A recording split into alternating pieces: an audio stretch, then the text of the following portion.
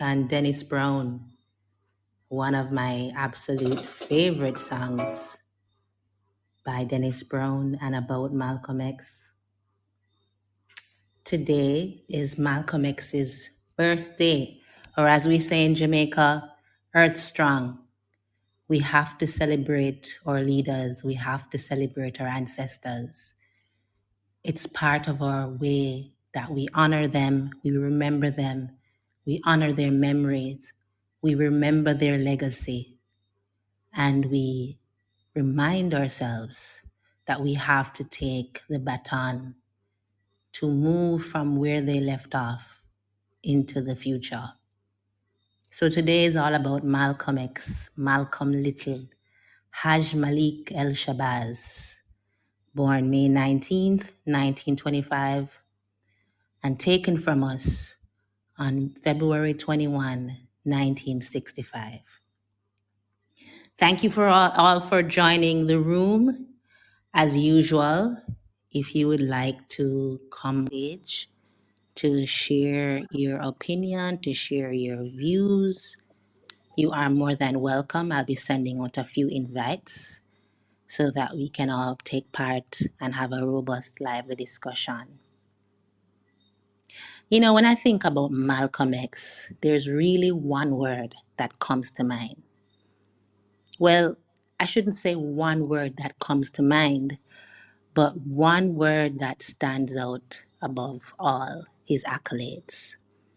And I think it's a man that everyone must and can respect. The religious man or woman, whether you're a Buddhist, a Christian, a Muslim, you have to respect a man who stands firmly on his faith, as Malcolm did. The warrior, Malcolm was a committed warrior who not only trained himself vigorously, but trained others. The soldier, the intellectual. I've been practicing law for some time now, and there are few lawyers that I've heard who speak as eloquently and clearly as Malcolm X. Anyone who is committed to self-growth, to change, must respect Malcolm X, a man who brought himself from the depths of the worst aspects of our community. A former pimp, a former gangster, a former cokehead. But there's one thing, as I said before, that he possessed, which in my view made all of this possible. It's one word. It's called integrity. Integrity. And it's the thing that sets him apart from many and most of our leaders.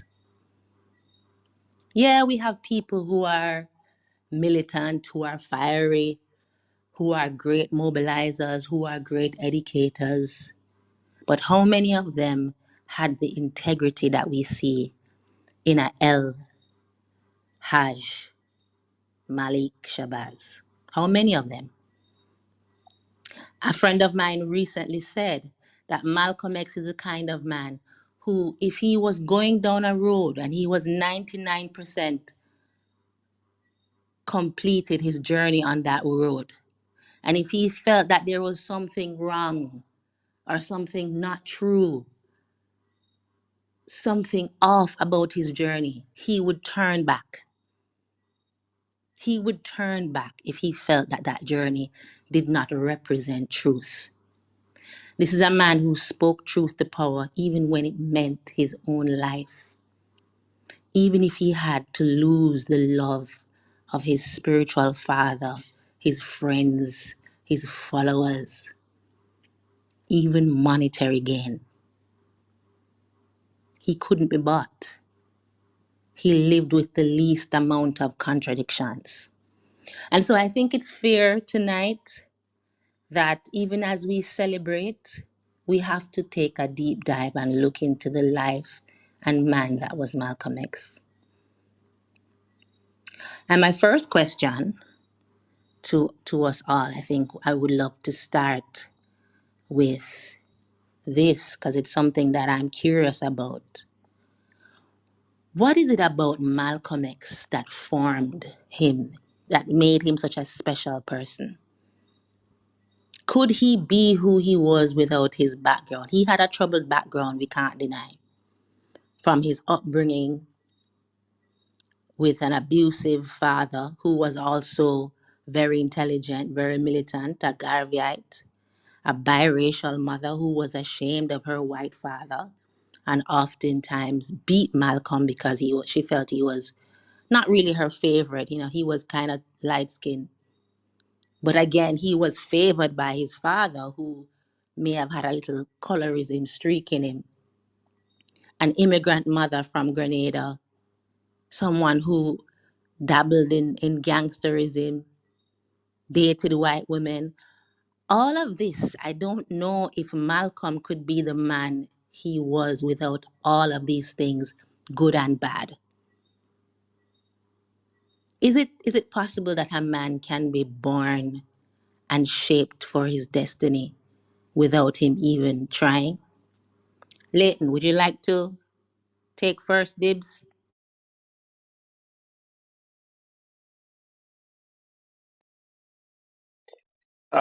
Yes, Keisha, thanks very much for inviting me.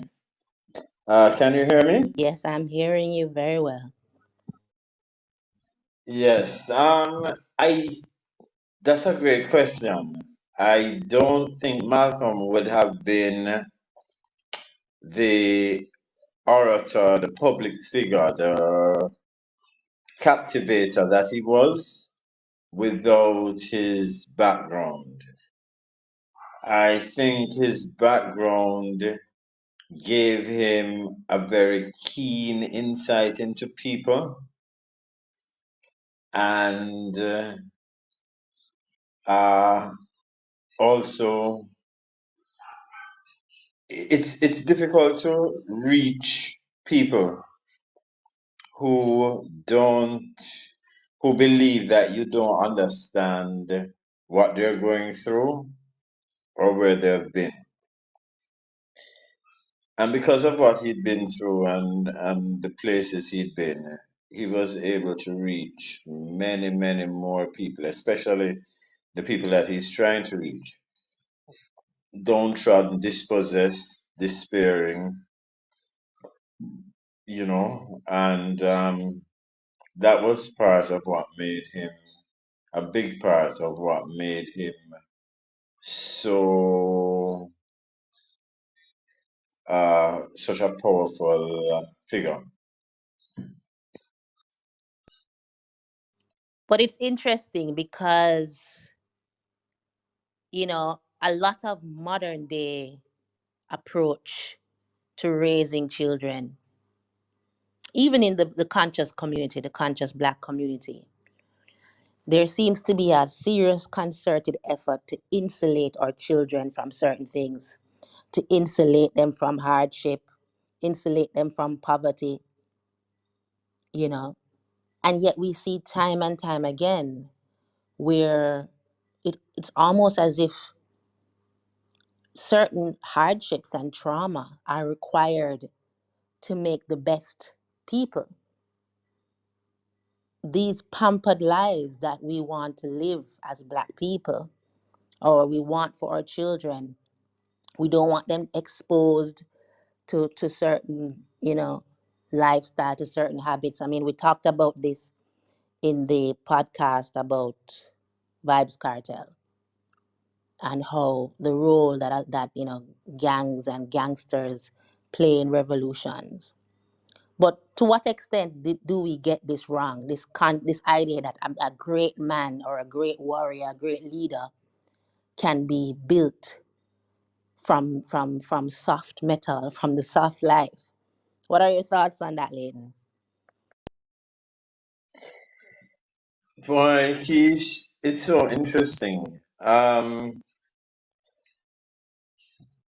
In a sport like boxing, for instance, so many champions are like Roberto Duran. His father abandoned him. He grew up in really grinding poverty. started prize fighting at 15 years old. Some say it was earlier. Of course, you have to lie about your age in order to. And there's so many stories like that. And even apparently Mike Tyson was quoted as saying when his son said he wanted to box for a living, Tyson was like, "Man, you grew up in with silk sheets. Like there are certain things that you have to be like molded in hardship in order to excel or to bloom." That being said, there are championship boxers who were born with gold spoons in their mouth. Um, there is a Jewish boxer, I forget his name, famous boxer. He was very, very good, who had to hide from his parents that he was fighting. Well, until they found out how much money he was making, of course. But anyway, that is to say that there are outliers. There are people who, like for instance, people who are born to great leaders who, despite not being um, grown in financial hardship, sort of take on the mantle of their parent or parents. And well, I guess that even is hardship enough to mold them. But to your point, I don't think in the ordinary course of things it is possible for someone be to become steel who has not been forged in fire. Thank you. Donald, the Emperor, welcome. Nice to have you on the show this evening. Is there any particular thing you think about Malcolm's upbringing or his early years that formed him into the exceptional leader that he was?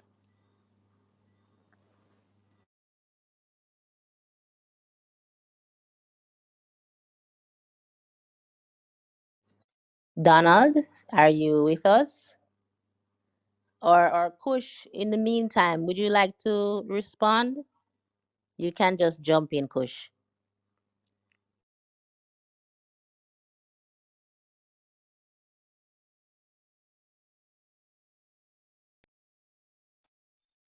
Oh, hey, yes, I'm Peach. hearing you now. Go ahead. Yes, I was just working out how to get on. Okay, well, we know that Malcolm was a perfect example of fire burning wood and tempering steel. So he had the steel in him, you know, and his experiences just brought it out. We might not agree with him all the way because there are people from the nation who are disappointed in him, but he was an outstanding brother, you know.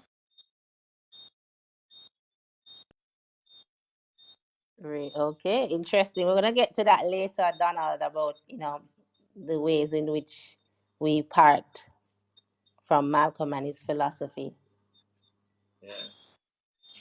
We can part, but we still love him.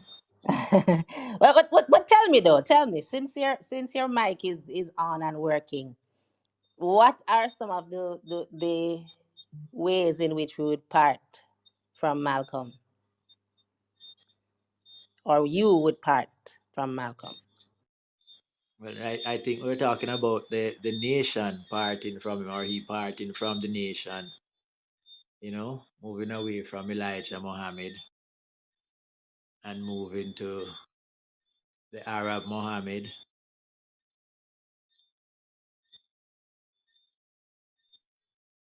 The Arab You know, Muhammad, elaborate, please. What do you mean? Muhammad, the Prophet Muhammad. Well, some would say that he went more to a Pan-African philosophy and not necessarily an Arab Muhammad philosophy. You disagree? I would be, you could correct me, but I didn't get that impression. I thought he went to Islam, which is the Arab version of it, and it was because he was disappointed to find how Elijah Muhammad was, you know, I see. and he didn't Kush, dis- and he did didn't you he want to didn't respond discover. to that? Sorry, Donald. Were you Yes. finishing your point? Sorry, go ahead. No, no, no. I was finished. Let's hear what Kush have to say. Blessed Kush. Kush, are you with us? Okay, not yet. Phone. Sorry, the mic that Oh, was okay. responding. Mhm. Sorry. Yeah, I remember. Good night, everyone. Sorry about that. Yeah. Concerning Can you Malcolm X. speak a little directly into the mic, Kush? Not sure if you're able Sorry, you to. hear me now? Yes, we're wondering at this part of the conversation, what was it in the early life of Malcolm that contributed to him being such an exceptional person? Sorry, I didn't like that. Contributed to him being. Such an exceptional person. There must have been things in his upbringing that Okay, set so him apart from hopefully I hear you. early. Hopefully I hear you right. Well, what I think contributed to him being um an exceptional black man. Um, going against, well, the obvious, going against his spiritual leader. Um, I think that took some courage to stand up against your spiritual leader in something, against for something you believe in, and for a group of people that even within the movement, there's a doctrine of them being inferior, which is black women. So it was very exceptional for him to stand up against his spiritual leader when that is something personal. That But is what but something that what he caused can. that? What do you think caused that? What about his childhood? Do you think that it was, his immigrant mother, the fact that he saw his mother being abused by his father? Why do you think Malcolm had that perspective when it came to standing up and I think, speaking to power rather? um, well, according to his writings and histories, that I think he has a very strong influence from his mom and from the UNIA movement, which both parents was a part of, even though his father was extremely violent. But I think his mom, I think she's from the Caribbean, and of course, we know the Caribbean is the spiritually, physically, emotionally closest to the African consciousness. So I think that all that happening at once, the UNIA, he spoke about going to the meeting, that quote that he has, that the black woman is the most unprotected, unappreciated woman in the world. That's actually a Marcus Garvey quote. So I think the connection that he had with the UNIA, the influence of his mother, even though it's violent, she was very influential in his life, even to the part of black consciousness. I think she was even more influential. So the idea of standing up for something that you think is right was something that was a part of his childhood. So I think it was easy for him to find within himself um, personal strength to stand up to something that was so personal. Thanks, Kush. Greetings, Lioness. Nice having you on tonight. What have you got for us?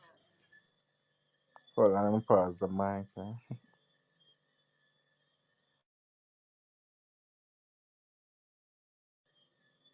So, Lioness, are you hearing me? Can go ahead. Yes, I'm hearing you. Greetings, everyone. I don't have anything else to add. I was gonna say what Kush said, which is that influence of his mother and well, his parents being affected positively by Garvey. I think that was kind of what um, held him down. Is that he was influenced in that way initially, and him kind of just rebel, and then he kind of came back around, and how he was able to find the metal to step away from the nation and just still show us his integrity, and also bolster his integrity. I think was because of the influence of Garveyism. So, what do you say to what Donald said earlier, in which is that he didn't, in fact, go back to Pan Africanism in his later That's more. years? That he went to a form of Arab nationalism. I don't agree. um we can see from his travels and even his writings after, or the few writings that he had after he left the nation, that he was taking a much more pan-African view. I believe that the idea or the notion that he was going more Arab is kind of just propaganda from the nation. They're just they're still hurt and big mad that you know their biggest poster boy kind of like outed them and stepped away. Leighton, what are your thoughts on this idea that Malcolm X started in Pan Africanism from the womb to the tomb, or he started in Pan Africanism and ended in Arab nationalism? What are your thoughts on that? Um, I think he was a Pan-Africanist till the end. What was the name of his the group that he founded after leaving the nation?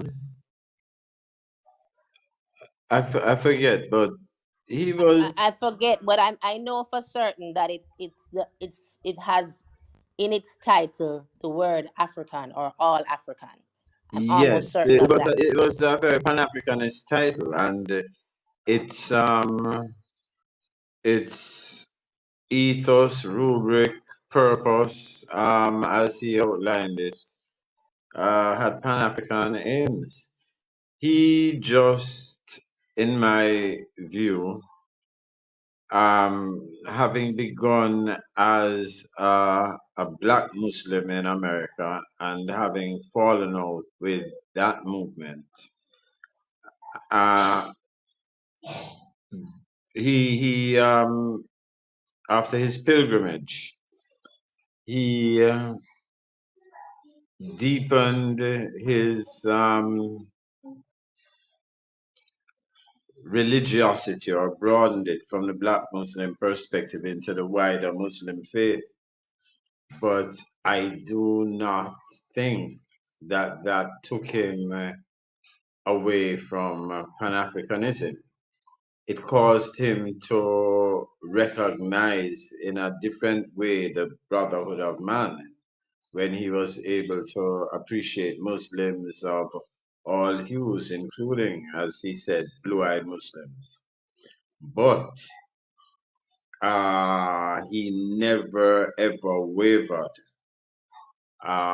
about the the brotherhood or brotherhood and sisterhood within that family of mankind that he was ardently advocating and fighting for, and really under a Pan Africanist banner. It was he more than anybody who enjoined the American quote unquote civil rights fighters to abandon the parochial fight for civil rights and to join hands with oppressed people in the global south to bring the United States of America before the United Nations as an international human rights violator. And his reference to himself as African, his African brothers, and his constant efforts to join hands across the Atlantic um, mark him undoubtedly as a great Pan African leader. Thank you. I believe the name, as Lioness reminded us in the chat, Organization of Afro American Unity. But despite the name Afro American Unity, my understanding is that, as you said, Leighton, the aims and the philosophies were clearly within Pan Africanist thought. Donald, how do you respond to that? Well, I'm learning. I was just my views on Malcolm's leaving of the nation was, I was a bit put off by it. I didn't think he should have, but he did. And I don't think he became Pan Africanist. I mean, he was raised as a Pan Africanist. He was, his parents were from the UNIA, as we know, and Elijah Muhammad was the same. I don't see it was a. I think what he expanded into was into Arab, the entire Arab thing, because black Muslims were a sect of Muslims that were not, and still aren't really members of the broader, Islamic movement. But I don't think he changed and became Pan Africanist. Like he was in some bad gang up until he left Elijah Muhammad. I think Elijah Muhammad made him who he was, made him famous. Then, he couldn't stick with Elijah Muhammad, and that is something that we wouldn't blame him for. People can fall out, you know. But I don't know. I'm willing to learn. I'm listening to hear how he made that change. But there's nothing wrong with Malcolm. Let me get that out of the way first. I'm a fan of Malcolm X all the way. Daniel, welcome. Thank you for joining. What do you have for us this evening? Hi, good evening. Again, I forgot how to unmute, but I love Malcolm. He's one of my favorite revolutionaries and just all time black personas. And I I am not fully accurate on his upbringing, but I know that he um, was essentially brought up in the streets. Um, witnessed a lot of things early on that would cause a young person to grow up and have life experience. Get street smart real quickly. Um, and and if I'm not mistaken, I think he was, unable to read until about, maybe what, 14, 17. He taught himself to read when he was locked up, I believe. So I find his upbringing, really interesting and really inspiring. And, when he joined the nation and, became this fully reformed man, super impressive with self control and his track record, his influence is how he was able to come from being this, street kid who couldn't read to one of the top intellects today that we can't help but quote. I just I just find his story so amazing. And I, in particular, one of the things about him that I find impressive is that when they compare him with, MLK Jr., one of the things that they always point out in that everybody had to give him his due, because whenever they would all go to different cities and, you know, preach and minister to black people and black groups all over America, you know, it was well known that everywhere Malcolm went, you're gonna you're gonna know that he left there, because there was gonna be a church set up, a school set up, like everything that comes with the plan to get the people fully independent and fully organized. Like, he was a great organizer, and that's one of the things that I love about him. Um, yeah, so I'm glad that we are having this space to celebrate him, because he's definitely one of my all-time favorite black personalities. Linus says, plus Malcolm was hot. I won't comment. I Yes. want to. Was he tall, Linus? Anyway, I want to go back to something Donald said. This idea that Malcolm X was born into Pan Africanism because, by virtue of his parents being Garveyites, entered eventually, despite being wayward for some years, eventually was recruited and entered a Pan African organization, but left that or abandoned said quote unquote Pan African organization, being the Nation of Islam, to go and form something which was more aligned, as Donald put it, with Arabism or Arab nationalism. And I really want us to look at that, because I don't know if it's true that the Nation of Islam, or let me not say it that way. It is my view that the Nation of Islam cannot be classified as a Pan African organization.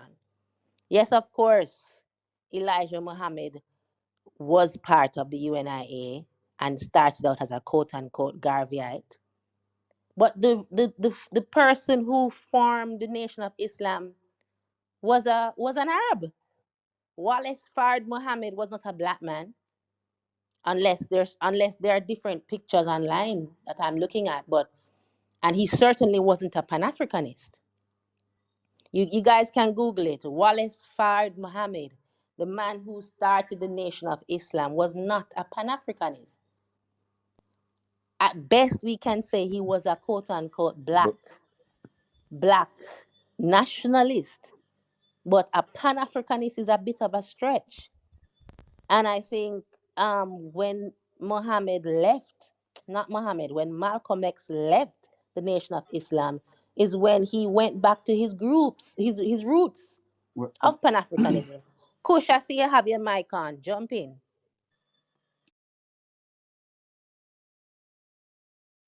Kush, you sorry. can go ahead.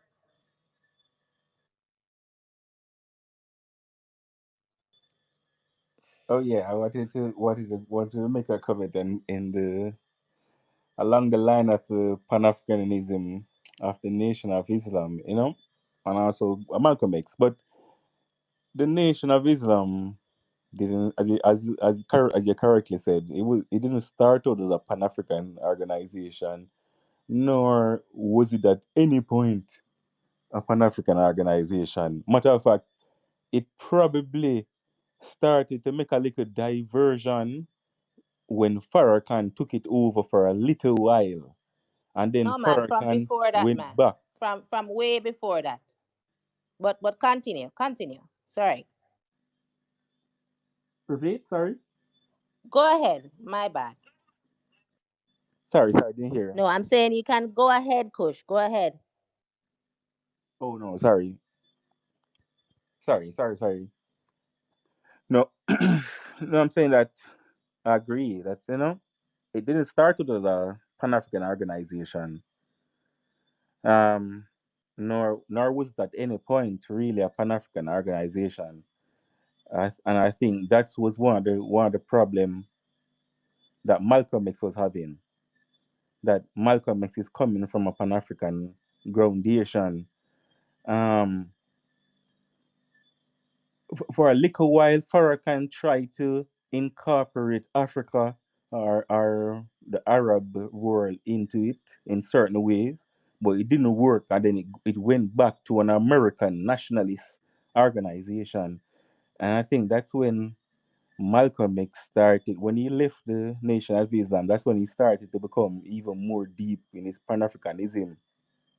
Even though his organization didn't get chance to get off the ground at all, but his work leading up to then shows how much he was going towards or leading towards our entire Pan Africanism. But Nation of Islam not Pan African at all.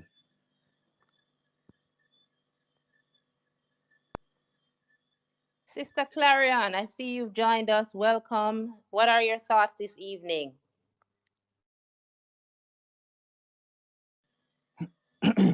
Sorry, repeat. Sister Clarion, not you, Kush. Sister Clarion, are you with us? Greetings. Greetings. Yeah, man. I'm What? just What? Sorry. What? listening. Um, are you hearing me properly? Yes, we're hearing you. Okay.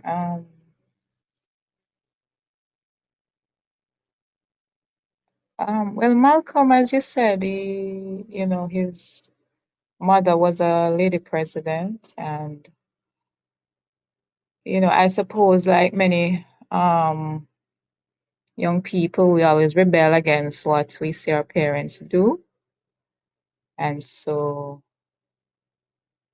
he took to the streets, so to speak, and then, like many, many of our men in the United States, they go into prison and they find Islam. Many of them would find it more attractive than, Christianity. So one of the things that the nation stresses is to be well versed in the language, to have mastery over the language. So it's known that Malcolm had studied every word in the dictionary. And so he would have he was very good at speaking, you know. And around the time when Kennedy was assassinated, instructions were put out that nothing that would, distress or upset the Americans should be said. And of course, Malcolm went against those instructions and he said that the chickens had come home to roost in relation to Kennedy's assassination. And so the Honorable Elijah Muhammad set him down from speaking, which clearly he did not want to abide by such instructions, and he ended up leaving. And yes, he eventually wanted to take the case of Black America in front of the United Nations, and it is believed that that is the reason why he was assassinated. And That's so, interesting, Sister Clarion, because I have some different notions of why he was assassinated, especially as it relates to Elijah Muhammad. And I don't think there's anything honorable about Elijah Muhammad. Um, but Leighton, this idea of Nation of Islam being a Pan African organization started by a non-black man, and they are rumored to have had close associations with members of the American government. How do you feel about this idea that the Nation of Islam was Pan African or versus Black nationalist? I think that people who think or say that the Nation of Islam is Pan-Africanist are not really looking at Pan-Africanism in its true sense.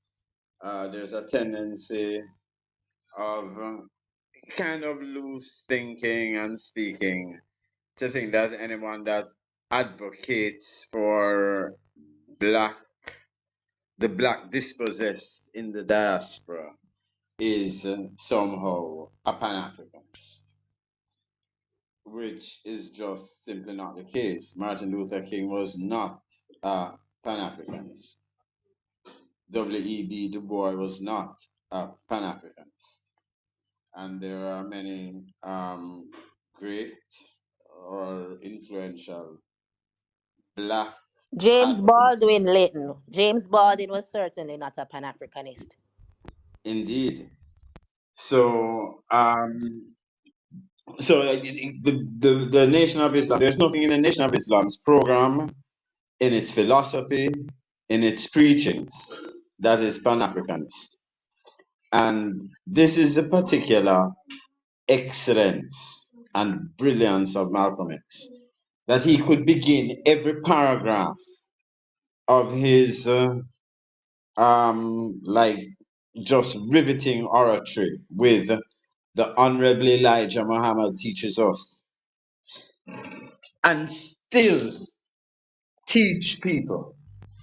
And it was his influence, Malcolm's influence, that make people think that the Nation of Islam was a Pan-Africanist movement,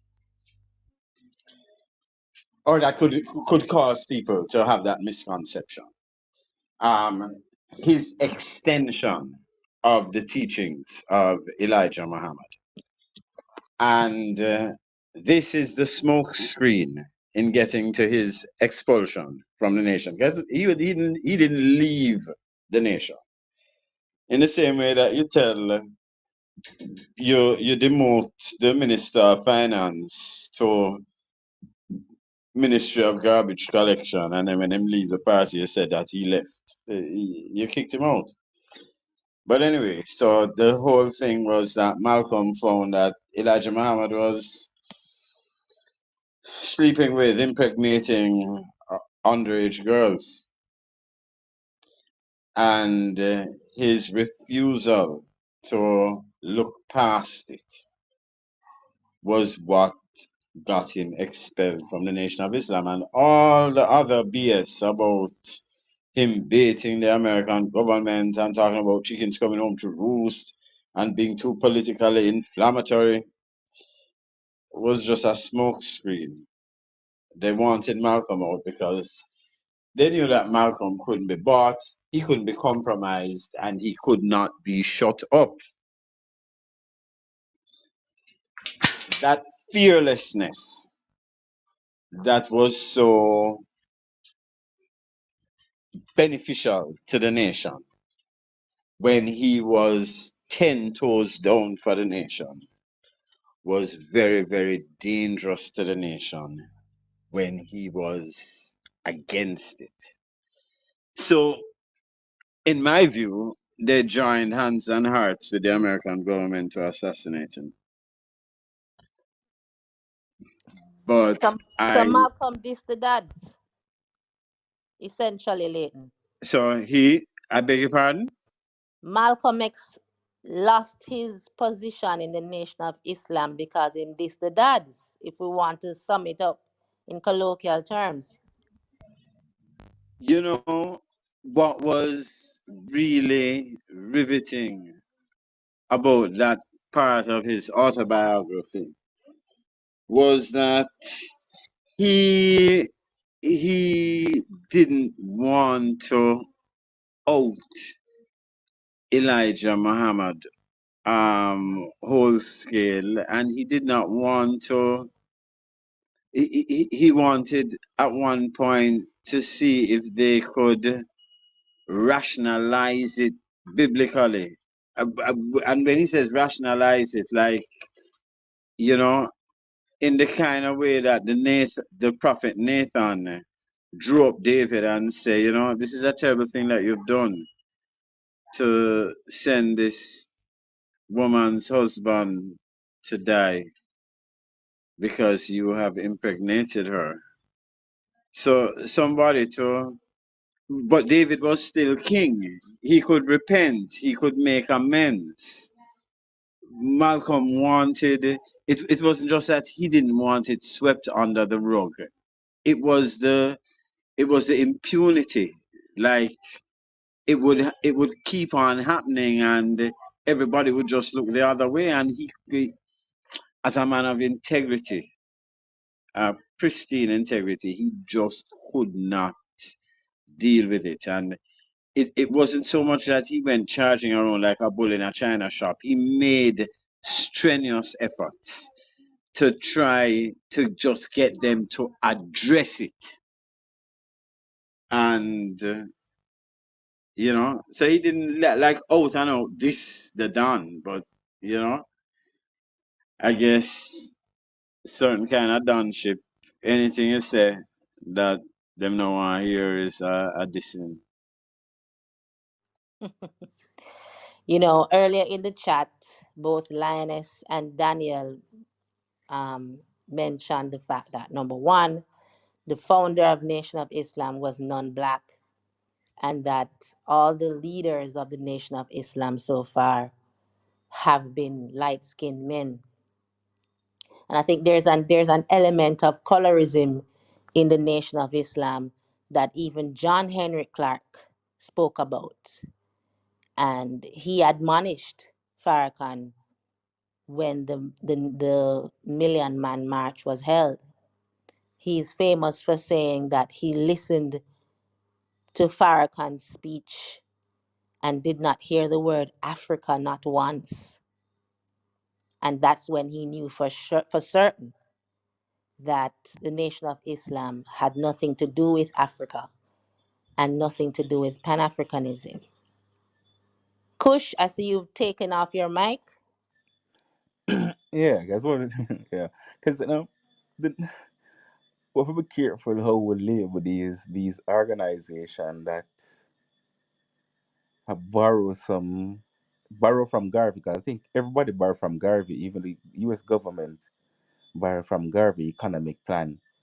We have to be careful because, as I said, the Nation of Islam at no point, as I can remember in history, has ever put themselves forward as a Pan African organization. As a matter of fact, that was the opening door for them. For it's so funny. It's almost reading history book you hear about white organization or white countries using differences within the black community to get rid of or to get something out of the black community.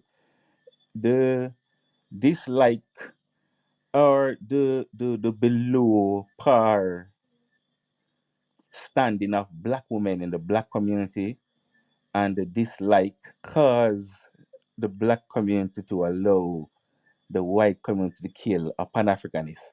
Matter of fact, at the Which moment white community killed the Pan-Africanist?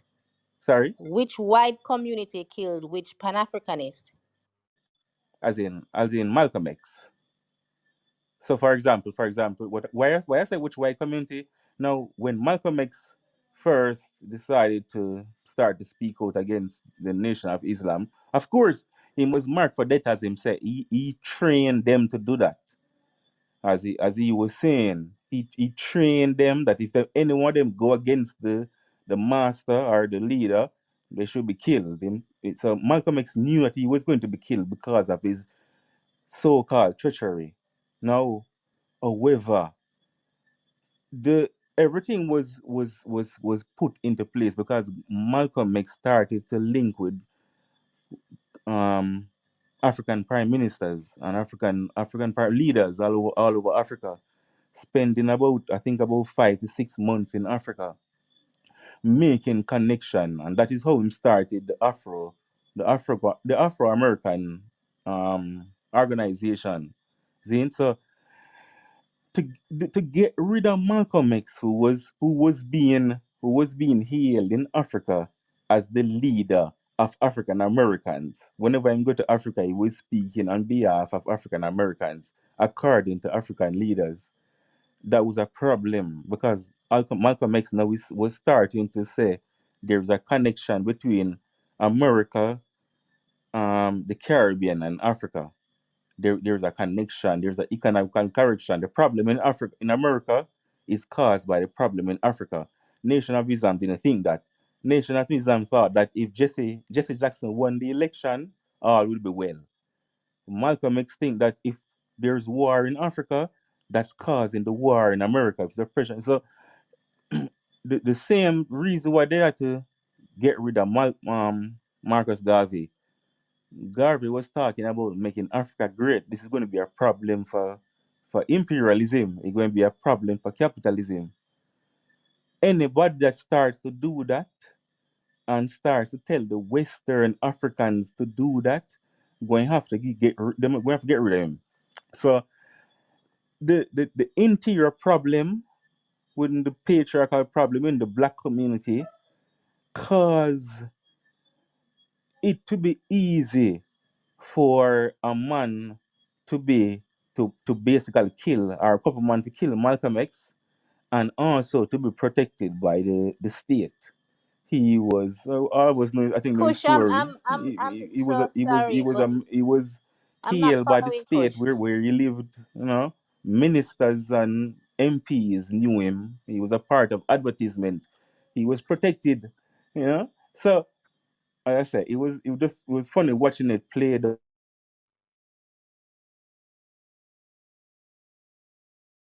It sounds as if, Kush, that you're saying that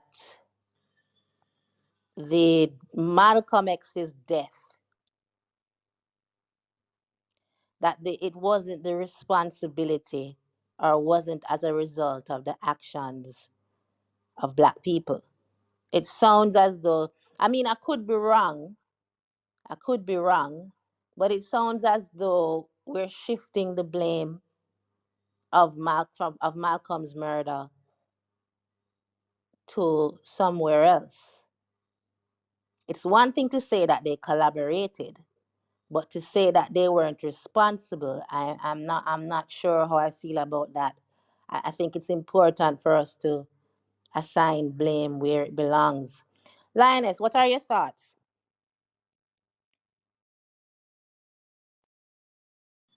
Not really. All Lioness, right. are you with us? Are you Okay. able to speak? I know sometimes the microphone on this app can be a little bit tricky to operate. So in the meantime, Donald, did you want to respond?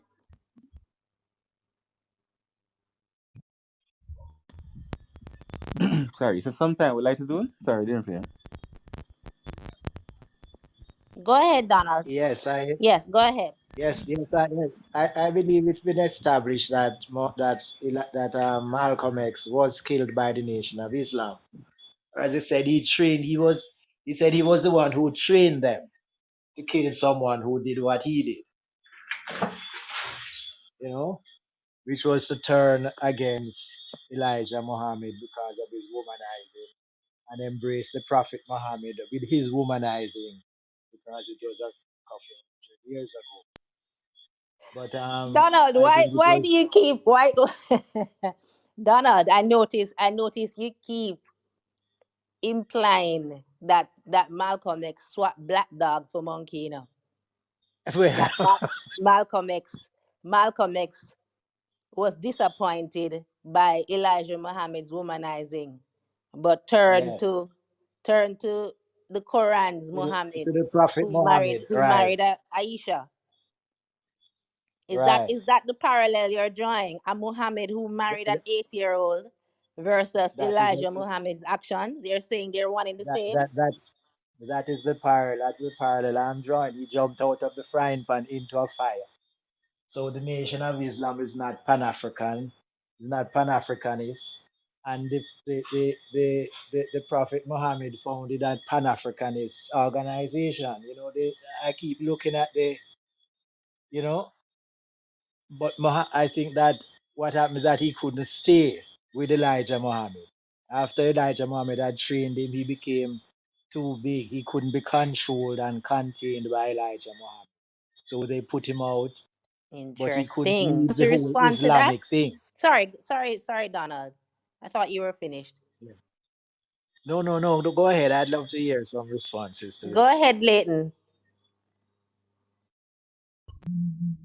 Um, firstly, it's important to understand that Malcolm was not a religious leader. True indeed, the nation is a religious group, but it's a religious group with a political platform. And at all times, Malcolm, which speech is there where Malcolm is talking about religion and prophets and what have you? His program was one of African liberation, black liberation, African American liberation, uh, specific programs to help people. And this is his whole platform. So, having been um, a Muslim offshoot, having gotten his platform there, and having made a pilgrimage to Mecca to understand whatever, he didn't become a religious leader. It is the same platform of liberation. So to kind of so there's a clear distinction between the Aisha Muhammad and Elijah Muhammad. Elijah Muhammad is in effect the leader of a powerful political group. And how do you be an adherent of that group when indeed it's a political group which has a certain moral foundation, and that moral foundation is across all. It's not like well, I don't think I wouldn't think that modern day Islam is necessarily a pedophilic what have you. Even Catholic doctrine does not endorse pedophilia. Whatever is the accepted practice in those institutions. So at least whatever your doctrine is, you can hold the leaders of your doctrine to account. And so I don't it, in as far as he was not a religious leader, in as far as he had a political platform and his message was true and consistent and powerful, I'm not really gonna get into him swapping black dog for monkey. As to the nation's responsibility for killing him, I don't know that anybody who read his autobiography could be in any doubt about that. There was a man called Johnson 3X who came to him and said that he had been instructed to put a bomb under Your Malcolm's voice, your car. voice went low just now, Leighton. Just can you just project a bit? Yeah, a member of the nation, Johnson 3X, a man that Malcolm himself had trained, who said that he had been instructed to put an explosive device under Malcolm's car, but that he could not bring himself to do it. Malcolm's foreboding of death was at the hands of the nation. He kept saying that he could not outrun them because he had trained them and knew what they were capable of. So I don't think that it's realistic to pretend that the nation was not involved in his assassination. Yes, I find it strange, this idea that he was killed by the American government. But also, Leighton, to Donald's point, isn't there a difference between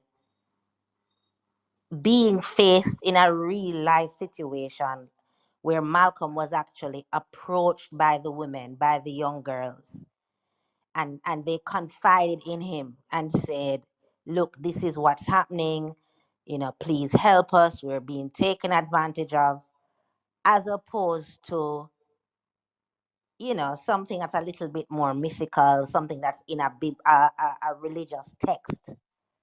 I don't know if the story of Aisha and Muhammad is one where, at least certainly how they have phrased it, where she was crying for help. I mean, it's a delicate comparison, but I'd like to think that it's a little bit different when you have the young girls in front of you, basically demanding that you take some action. Uh, Indeed, and I thank you for. I call, that's a point.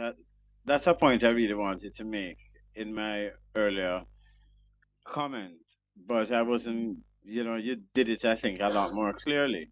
This is something that is before him. Like, what was he expected to do? Just follow the party line? I mean, I'm saying party line as because it's the same thing that people do in political parties, and it comes to that essential notion of integrity that he possessed. Like, something had to be done, some reparation had to be made. If no reparation be made, some contingency put in place to prevent its reoccurrence, something. What was he expected to do? Just go along, and that would have made him a greater leader of the. That would have made him a greater figure. That would have made his impact greater. I don't accept that. And for him to, what should he have done? Say, well, I'm not. I'm going to look into this. How many years ago was Muhammad and Aisha? And be so emblematic of the whole of Islamic thought and philosophy that he would just junk it and then become what, a Christian? I mean, to look into it that deep with all else that Malcolm had to say about everything, the number of things that Malcolm pronounced on in 1962, 63, that are brilliant prescriptions, urgent prescriptions for now, is incredible. And, to even get hung up on, his Arab Islamism. When I hear him talk for dispossessed people all over the world, black people all over the world. I never hear him have no particular emphasis on Palestine, you know. So, me no know.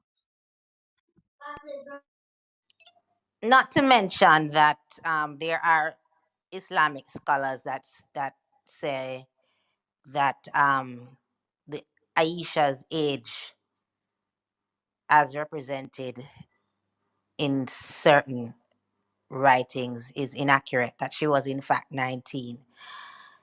Daniel, I'd love to hear your thoughts. Did Malcolm have a duty to address this issue in Islam, or do you think that he did what he could and made the best choice under the circumstances? Wow. I think that him being a man who we all agree that was of high integrity, and the nature of the problem, the taking advantage of younger women, or even if she was 19, the use of the authority to kind of take advantage of more vulnerable group of people in the organization. I think it was just fundamentally too much, and just morally just wrong.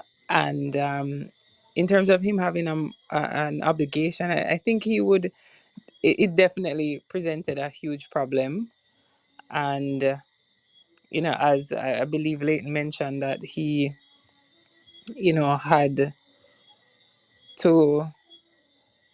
had to figure out how he was going to address this issue within the existing structure of the Nation of Islam, and he made every effort to try and get them to address the issue. So I think it would be it's one of those things he would never be able to sweep under the rug, and it just had to be dealt with. It's just a shame that it ended up costing him his life. And I mean, as we learned that he trained a lot of the men, so he knew that what was coming.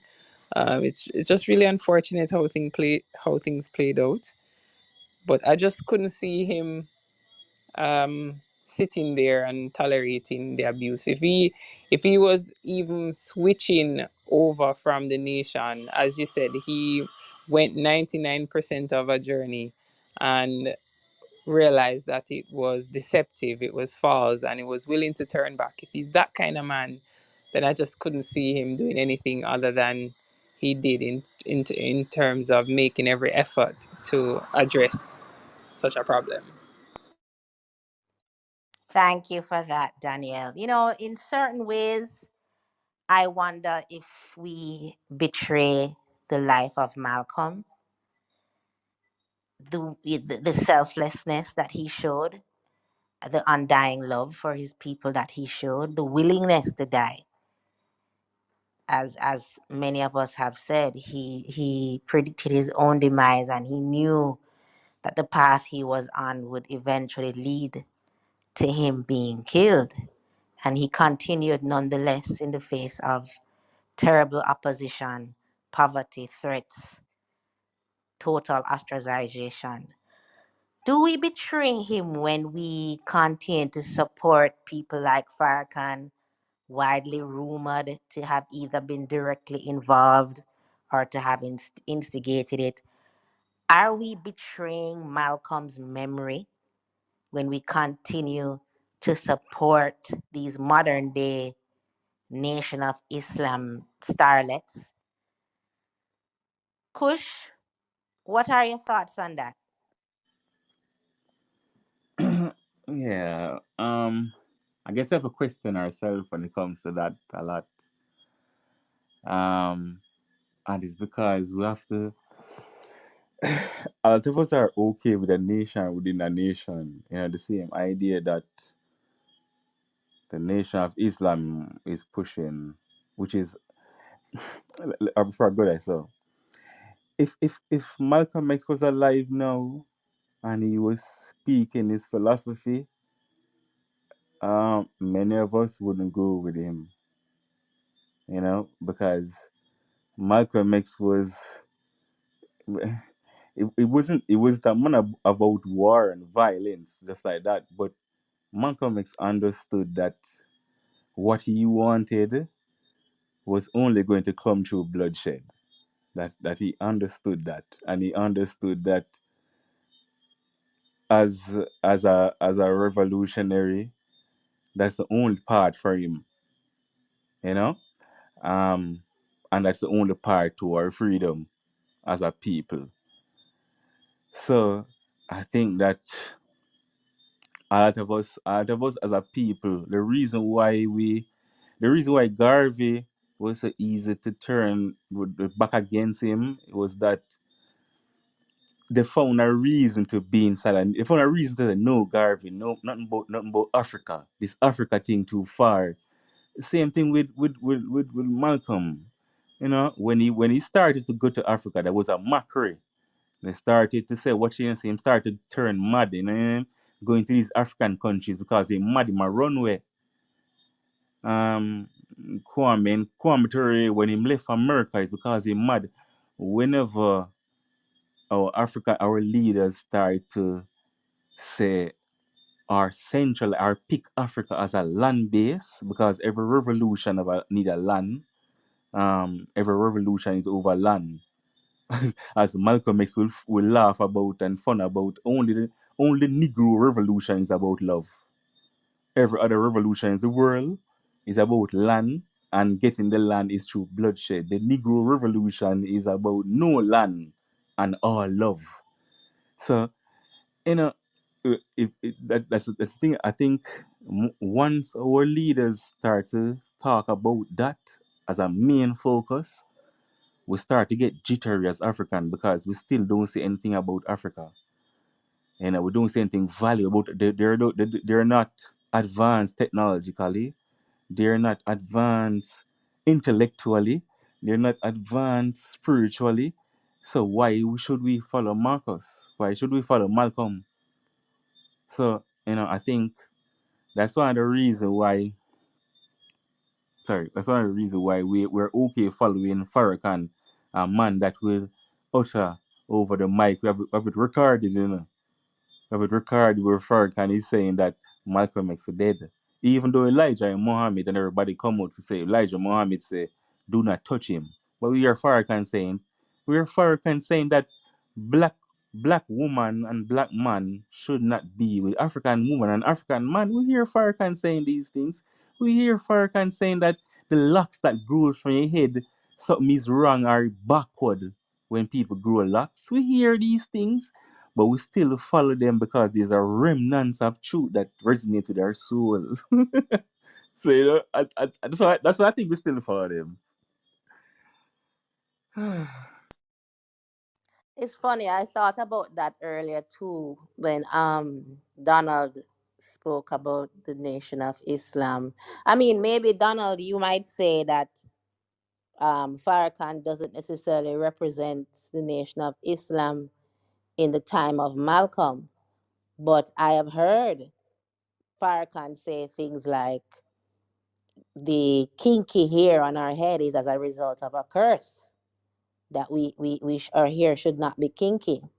I've been to events. One particular event, I think it was at the Court, the hotel, or the Pegasus in Jamaica, where he was speaking, and all the hostesses, all the persons who were working with him for that event were extremely light skinned, almost non black women.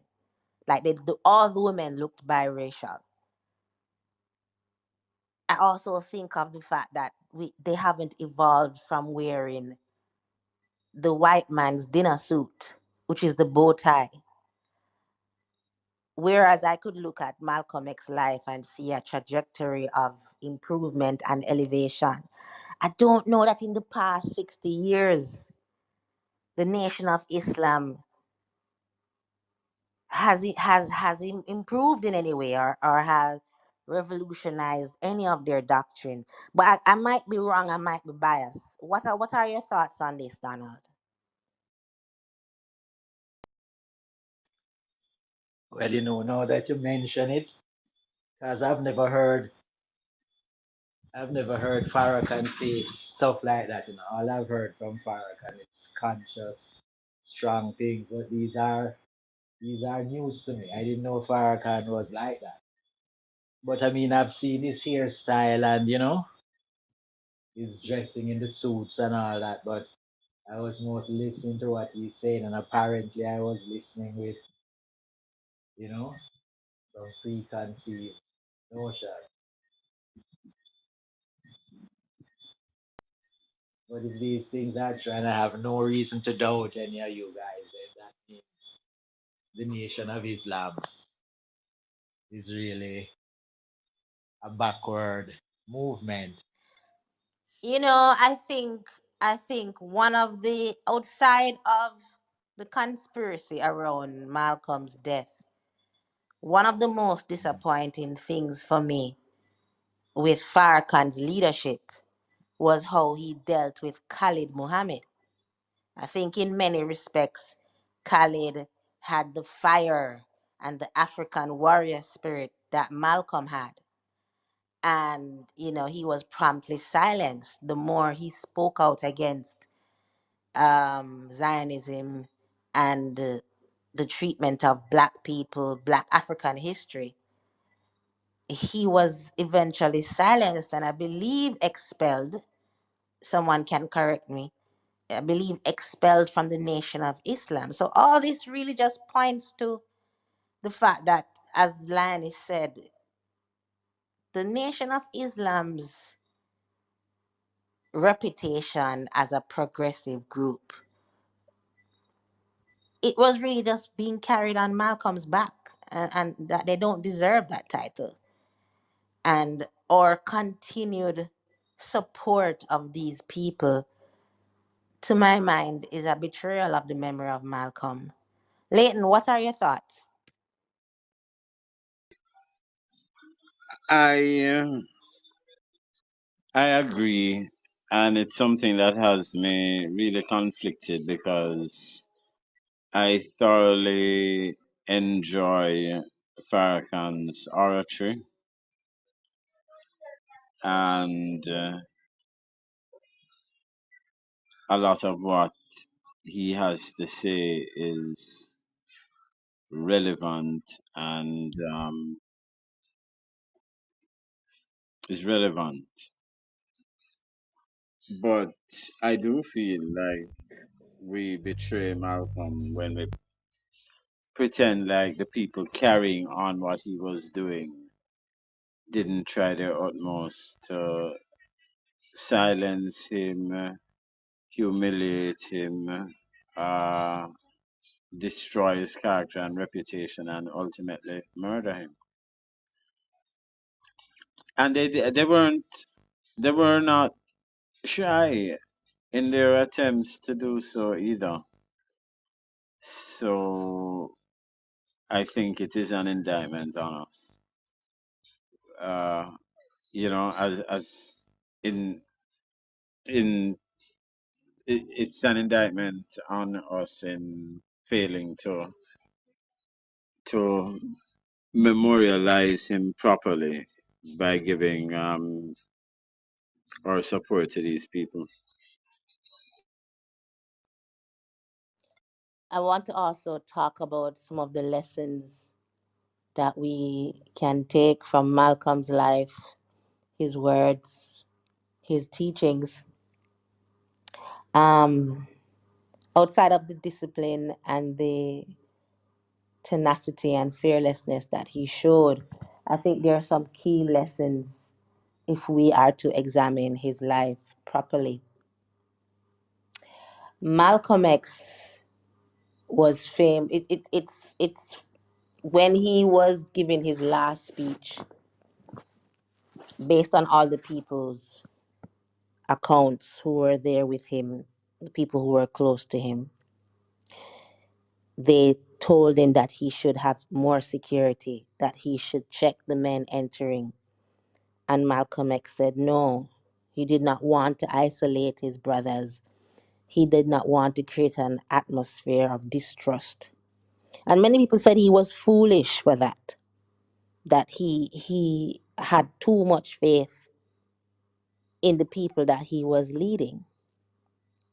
Is that a fair criticism of Malcolm? Should we learn from that? We often hear this idea that, we should unite, we should all just put our differences aside. Do we have a responsibility to look at the men like Malcolm who were assassinated by their own group, by people that were supposed to protect him? Do we now look at each other and be more vigilant? What are your thoughts on that, Kush?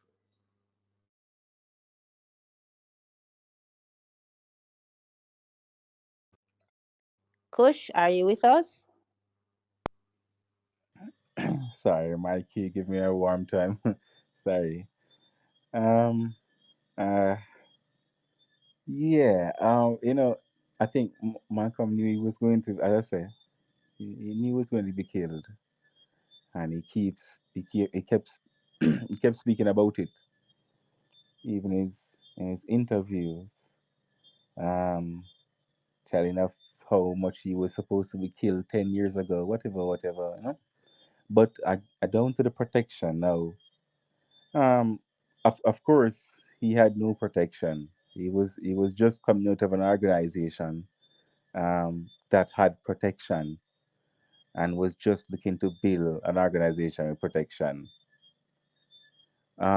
But you know, it's really difficult to say. I guess we can critique him. I guess the only thing we can do is learn from it.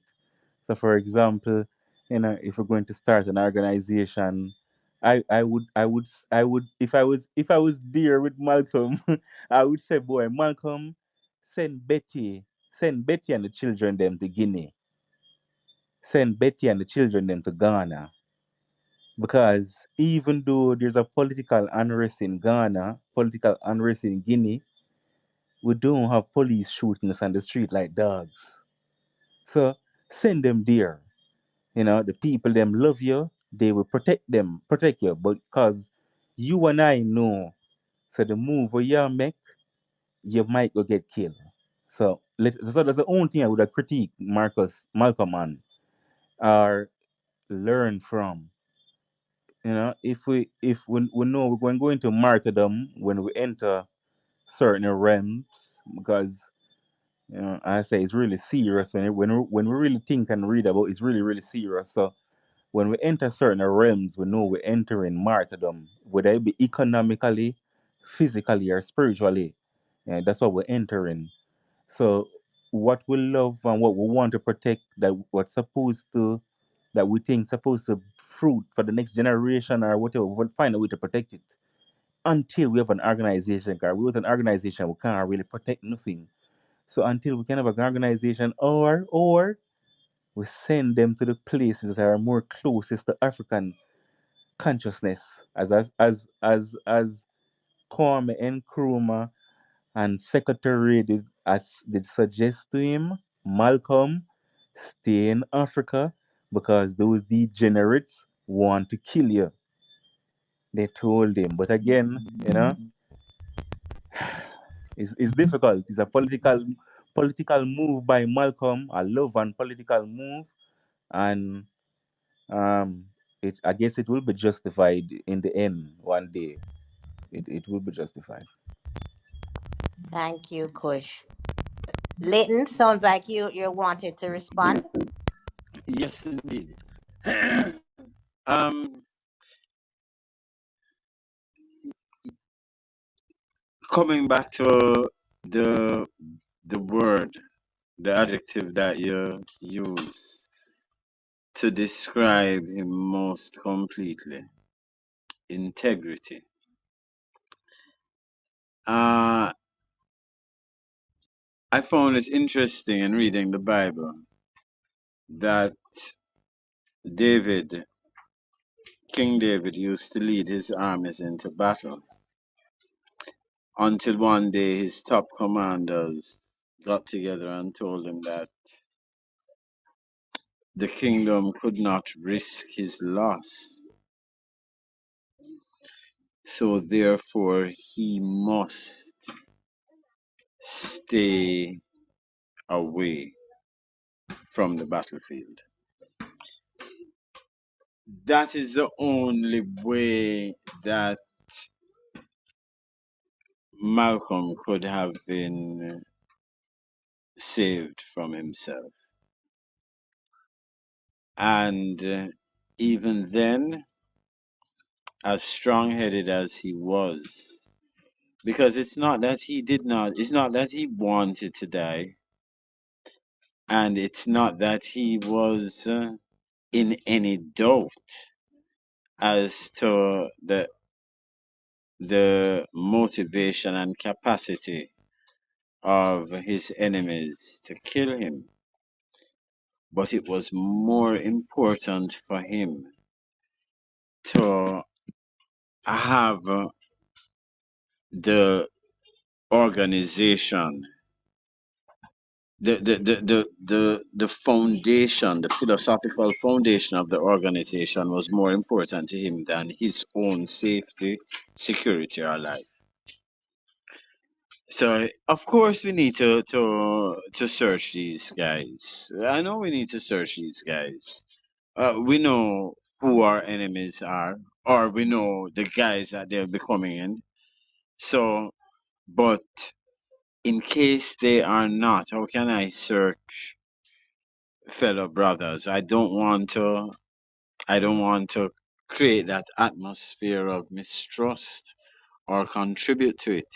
And it was more important to him for the organization to be a trusting one, a fellowshipping one, than to breed to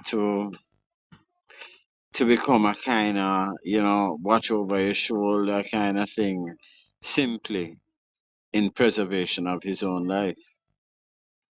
And had he acted otherwise, we would not be celebrating him the way we are today.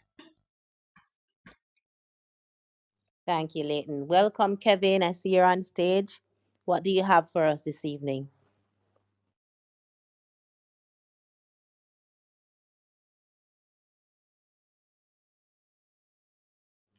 Kevin, are you able to speak now?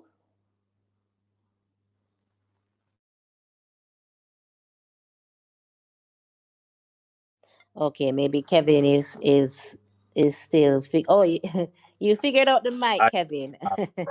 I, I did. Okay, great. Go ahead.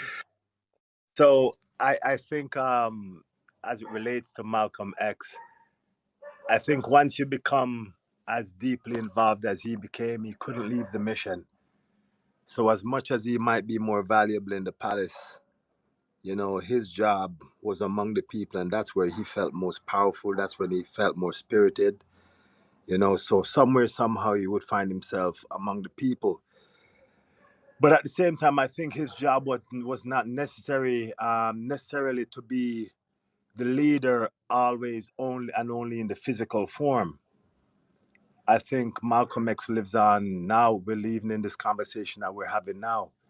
He lives on in everyone that would have, read one of his speeches or heard his voice in some capacity, learned of his mission in some kind of way. I think he is is incredible. Just the reach that he has and still has even to this moment.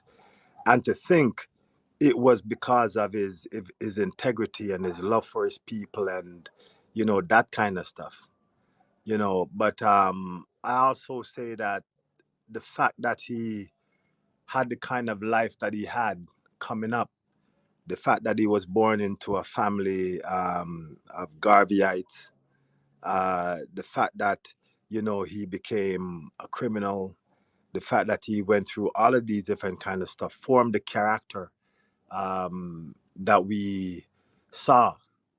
In the end, it was a mix of all of those things because as he was growing up with his parents, even though he may not have participated completely, in the Garveyism at that point in time, he was able to observe it, and he observed his dad and he observed the surroundings, and when it is that he became a criminal, he observed, how it is that he got into it, and then he observed how other people got into it, and then he observed just kind of how it is that we all get sucked in, and then he realized that it was people that look like him that get caught up this way. And so there's a lot that he learned through that made him even more passionate about the journey, or the stance that he took. In the end, I think if he not gone down the road that he did, and in a sense seeing the heart and soul, of his people behind bars and in drug houses and crack houses and all those kind of things. I think it gave him a different kind of love for his people, because he saw them in the stage of suffering, and I guess being exposed the way that he does, he just knew that some way, somehow, the same way that he was cleaned up and the same way he got a second chance is the same way the others, given the opportunity, they could also turn their lives around. So his passion was so incredibly deep, for his people and for the mission that he was on. So I think death, is the last thing that would have stopped him from carrying on his mission, because he was just all the way in. He was completely in. As it relates to even the folks who are left behind and they're trying to carry on the legacy and they're doing it whichever way they're doing it. What I say about that is that there's always gonna be, those kind of situations. But like I said, is legacy, and the way that he has impacted all of us, are so many of us. It is absolutely incredible. And I don't think, if we look at it in the fullest sense of it, and even each of us, not just listen to his words, but actually put them into action in a way that we can continue the mission, because that is ultimately what it's all about, is that the work lives on even after our eyes closed. And he certainly had that kind of impact, and his work lives on. He certainly did, Kevin. I often tell the story that one of the first books my father gave me was Malcolm X's autobiography. And he gave me that book when I was about 11 years old. And it really touched me. It really shaped who I became as an adult. It was one of those moments in a child's life that really changes the trajectory of your mind. And certainly Malcolm X has touched me deeply. But you speak of this. Two things I'm glad you touched on. The first is, yes, we know Malcolm X was raised by Garveyites and Pan Africanists. But I really don't want us to ever underestimate the importance of the valleys that Malcolm X was in. That absolutely shaped him. And I don't think he could have been Malcolm X without it. There are a lot of people who were Garveyites, a lot of people who were raised Pan Africanists. But the fact that, as you said, Kevin, Malcolm could see up front in the trenches with his people the drugs, the sexual debauchery. He could see all of that up front and make a complete change, complete spiritual change, is phenomenal.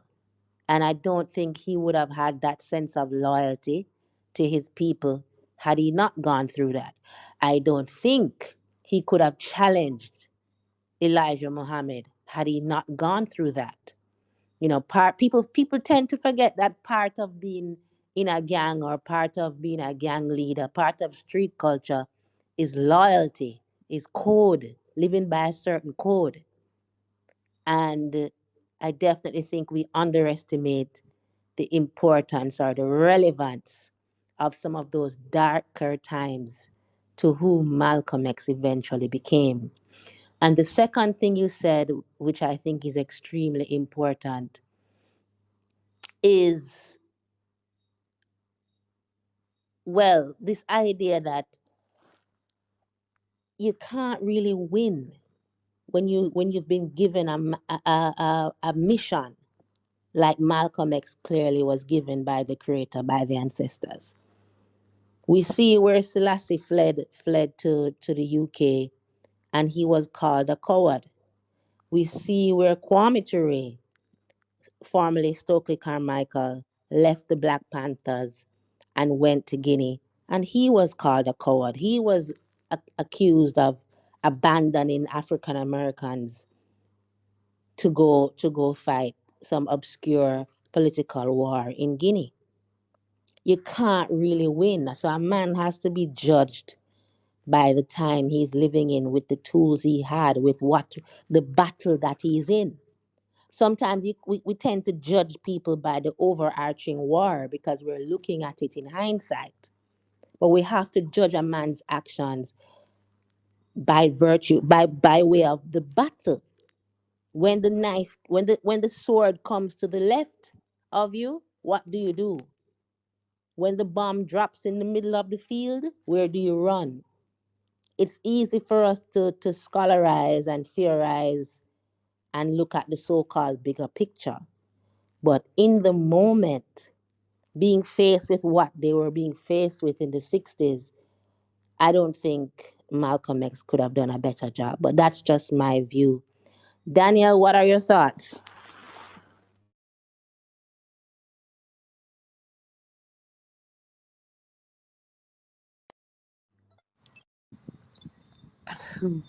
I've been enjoying the discussion and completely. That's Um, okay. We can move to someone else in the yes, meantime if you're not quite ready. yes, please. Thank you. Sure, no problem. Donald, what are your thoughts? Well, I've been enjoying the discussion too, as Daniel has said. It's a celebration of Malcolm. And all of us here are aware of the situation that we are in the historic context of a people who, we have been conquered and robbed. Your voice is a little bit low, Donald. Can you just project a bit for us, please? Yes, I'm saying all of us in this room are aware of who we are or where we stand in the history of the world, with our continent captured, its resources being robbed, the people have been lied to, and there are religions trying to rob even the souls of people. So, we know that Malcolm is really a hero.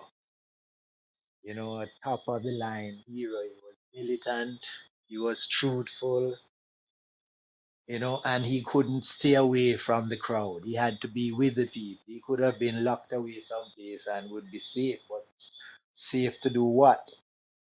Malcolm wanted to be with the people, to communicate. He wanted to engage them, to make sure that he could bring them back to the truth, to the realization of where we are. And it's not something that, I don't think we have reached the stage yet where we are ready to go to war, to drive the infidels out of Africa. So, we still have to be going for the minds of the people. Most of us are still bleaching and doing all kinds of things that are proving that our minds have still been captured. But Malcolm, we love Malcolm. That's all we can say. And I'm glad we are all here to say that. Whatever we're saying, we have not had any disagreements. We love Malcolm. Malcolm was the man. He had the integrity. He had the discipline. He was a warrior. Indeed. Leighton, what you have for us at this juncture? Um, at this juncture, I'll just give my personal thoughts on him. I read his book when I was in my late teens, and it's one of the books that most affected me. I actually didn't sleep well for about 3 months, 3 whole months after reading it. And there are several impressions, lasting impressions that I got with it.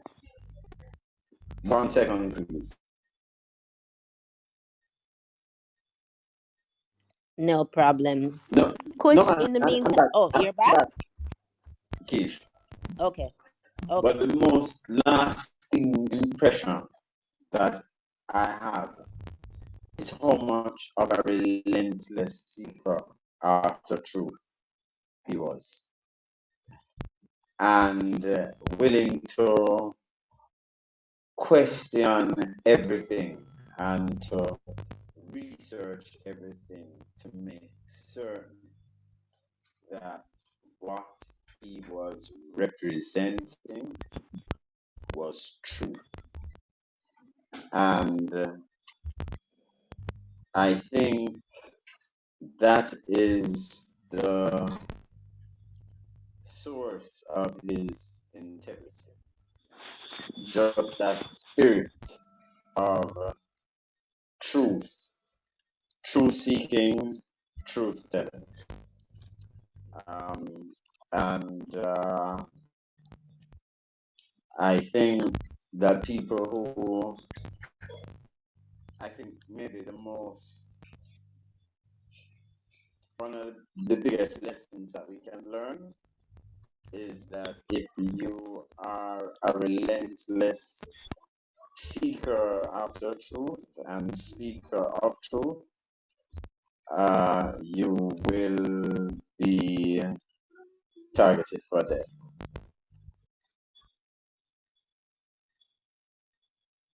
That's so true. We have so many examples of that. Kush, I see you are ready to contribute to this section. Yes, yes, definitely. I was just listening, and yeah, John Henry Clark, I think Cormier made the same statement about the movie, Malcolm X movie, that did Spike Lee focus more on Malcolm X personal change as a man than Malcolm X revolutionary actions. You know? No, and it's very tricky because it's very slight, but it caused a very big reaction, right? Because Malcolm X never once really spoke about his personal change. But I think that what that means that Malcolm X think that everybody is capable of doing that once you have proper leadership. Because he had proper, I think he would, the Nation of Islam in the sense of, you know, organizing, proper organizing. Let's just use that word. And the Nation of Islam and Elijah Muhammad was a very good organizer. And he played into American capitalism, so it was okay for them to make money. But Malcolm X never spoke on his personal, or never lament on it, how his personal change. What he spoke about at length is his people and what was the root cause of the problem for his people. The root cause. And I think he was entering what you see them talk about now, entering God mode, where Malcolm X was remembering that, yo, you know that when I was in prison, I was reading about the chairman from China.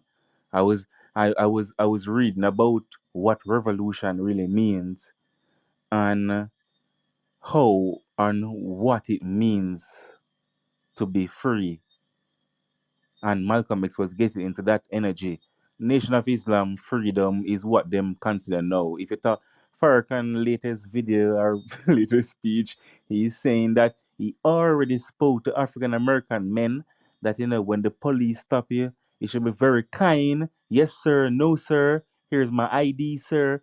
Farrakhan Nation of Islam is okay with that. Nation inside of a nation, you're going to have to kiss a lot of ass. Malcolm X knew what revolution meant, and it meant land, and it meant if you're going to stay in America and control America, and he knew he could not do that, so he had to leave. So I think that um, the revolutionary side of Malcolm X was shown to be violent. It was shown to be uh, misuse of energy and an uncontrolled energy. That's what his revolutionary side was. And the side of him, was taking coke and, you know, we all of us born in the system. We had that road to go down and now want to change, we're good again. That side of him was made exposed to the public more because his revolutionary side would actually do what he wanted. His revolutionary side would have lead the African people to be studying people that he studied instead of following people he didn't follow. So I think that um and again this was deliberate by the powers that be. But again, I think that we should, since that part of him is widely exposed, that part of Malcolm X is widely talked about. It's in every movie. I think even in the schools in America, that's the part of Malcolm X that is talked about. The fact that he can make a miraculous change. But the part of Malcolm X that was Malcolm X was really passionate about, Malcolm X, the thing that caused him to make that change, the thing that caused him to become a martyr is not being talked about. And that is the ultimate freedom of his people. Economically, because he was studying socialism. He was When he got to Africa, he was linking up with socialist government. So he was studying on an economical basis mixed with Pan-Africanism. So, I think we have to delve into that kind of study to honor him, because he didn't have time to build that organization that he wanted to build. But to honor him, I think we have to push that side of him as well. The side that justifies bloodshed, justifies is he calling he's making fun of the chicken coming home to roost. He's making fun of the Chinese government posting article with young girls shooting their fathers because their fathers was traitor.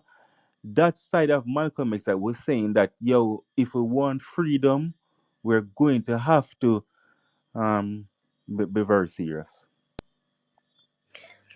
Kush, I'm not sure if it's fair to say that Malcolm did not speak about his personal life, because he wrote an entire autobiography detailing his very intimate parts of his personal life.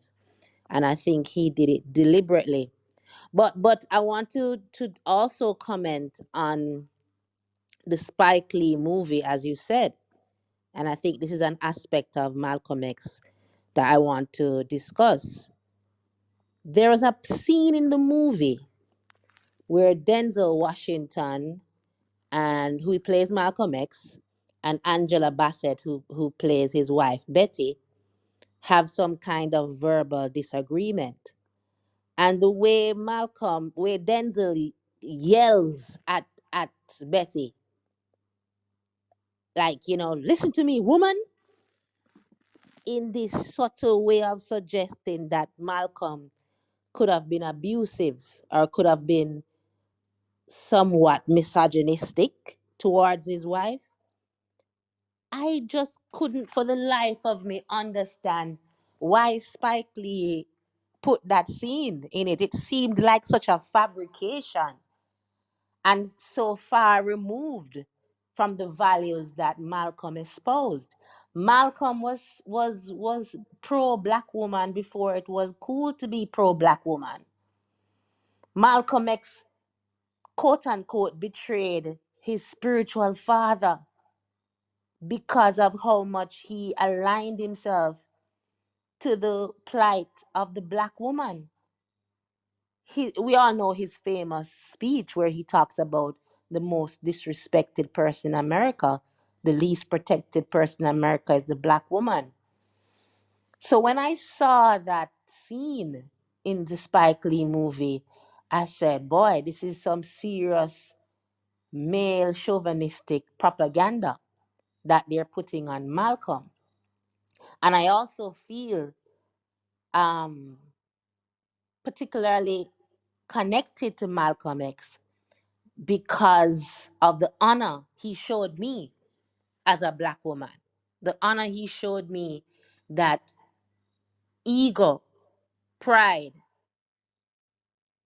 um, machismo, none of that could have caused him to betray the trust of the black woman and the trust of the black girls that came to him.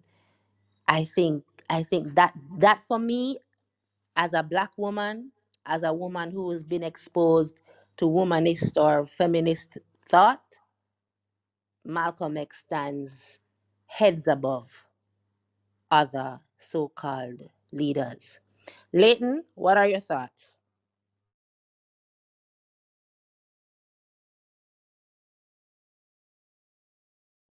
Okay. I I agree with you 100%, Kish, but I also wanted to address something Kush said about his revolutionary side being uncontrollable or, kind of somehow maybe unhinged or not deliberate, rational, which I completely dispute. I think our notion of revolution is skewed. Revolution is about organization, and he was a brilliant organizer. And he was very, very judicious and very deliberate and considerate in all his moves. What is reckless about saying we will be free by any means necessary? The Zionists say by any means necessary. The Chinese say by any means necessary. The Russians say by any means necessary. Every people to whom self determination means anything says by any means necessary. I don't see how that phrase or that stance, if you have something that you're not willing to die for, then anybody can take it from you. So I don't see Malcolm's rhetoric in that regard as being reckless or anything. I think it was needed then, it's needed now. It will always be needed. Yes, good observation, Leighton. I also think that people have a tendency to limit the means in that phrase to violence. Any means necessary can include subvergence. It can include so many things. It doesn't necessarily mean all out warfare. Any means necessary means just that we're going to use all tools, skills, resources available to us to extract our freedom. Kevin, what are your thoughts?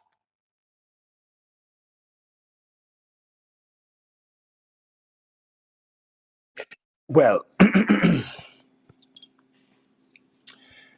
I think it's incredible that Malcolm X has been able to be as authentic as he was, but at the same time he was human. At the same time he was carrying a lot.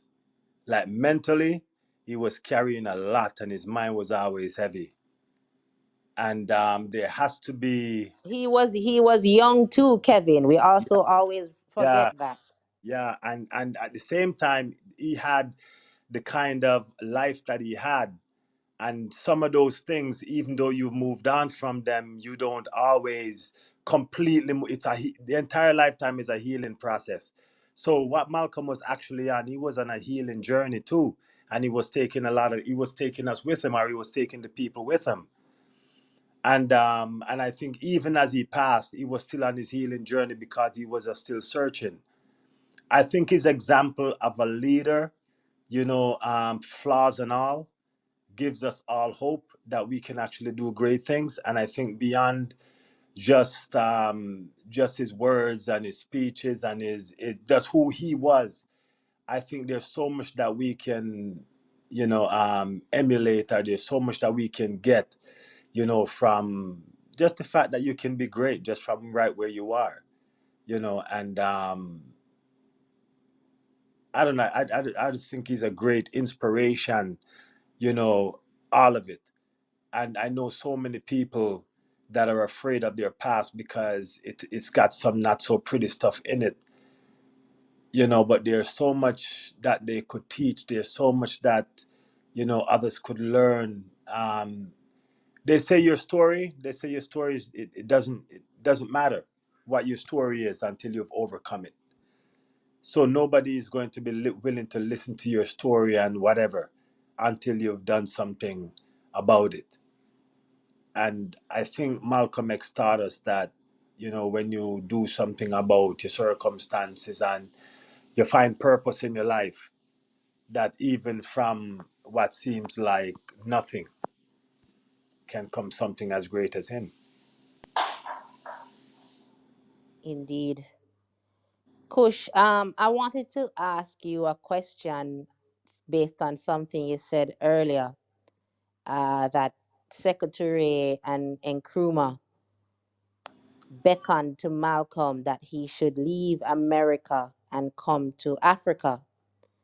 Do you think that was a fundamental flaw or a mistake that he made?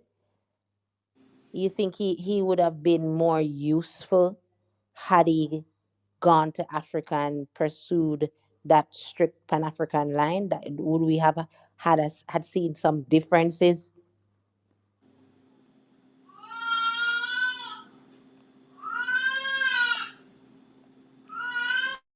Not sure if you heard me, Kush, or if anyone else wants to respond. Sorry, Keisha, if I can just add, I think the reason why I brought up just the fact that he was still a man. Um, we all flaw, and if it is that we're not on top of it, you know, sometimes we have ways of just expressing ourselves that it may not be the best way. You know, so I can see someone that was carrying as much as he's carrying and the conversation that they were having in the movie and the way he came across. Um, I don't necessarily see that as being something that I take away from him. I just see it as he's human. No, no, I wasn't saying that diminished him in any way in my eyes. I No, was you're saying saying that the it the, it the fact wasn't that they put. accurate. Yeah, but I'm not even gonna say it's accurate or if it's not accurate. You know, if it is, it doesn't take away from him, and if it isn't, then great. Okay. Thank you for that. Leighton? No, but I think with respect that Keisha is making a bigger point. Of course, we can imagine that it happened, but if there is no evidence of it, then why bring it up? Because of all the men most likely to behave that way is the least likely candidate. So unless there is something, some interview with her, some record of a family, friend, neighbor, something that showed, a propensity to do it. Because I don't even think that you're having done it one time, on one singular occasion, merits it, merits its inclusion in a movie, uh, in an exploration of your character. I think, as Kishi rightly foreshadows, that his character in that respect needed to be honored in the movie.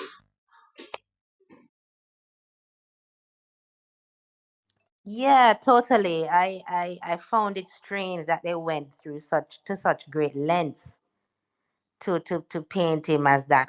Although I take your point, Kevin, that it's unlikely that it would have completely ruined his image, but to put it in without any known evidence of it is just extremely strange.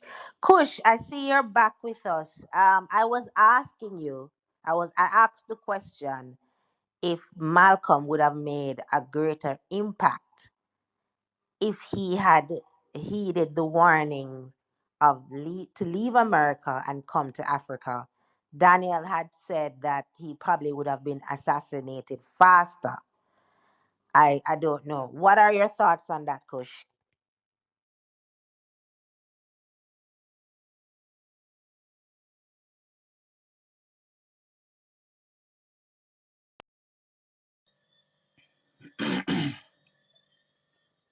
Sorry, sorry. I think I missed the question. I think I missed any statement was being made or interrupting. That's okay, Kush. I'm going to write it in the chat. But in the meantime, can Donald, can you respond to that, please? Sorry, sorry, Keith. I didn't hear what you. Sorry. Repeat yourself. What you respond to? Yes, I'm gonna write the question in the chat, Kush. But in the meantime, I just wanted someone else. I wanted Donald, sorry, to respond to the question.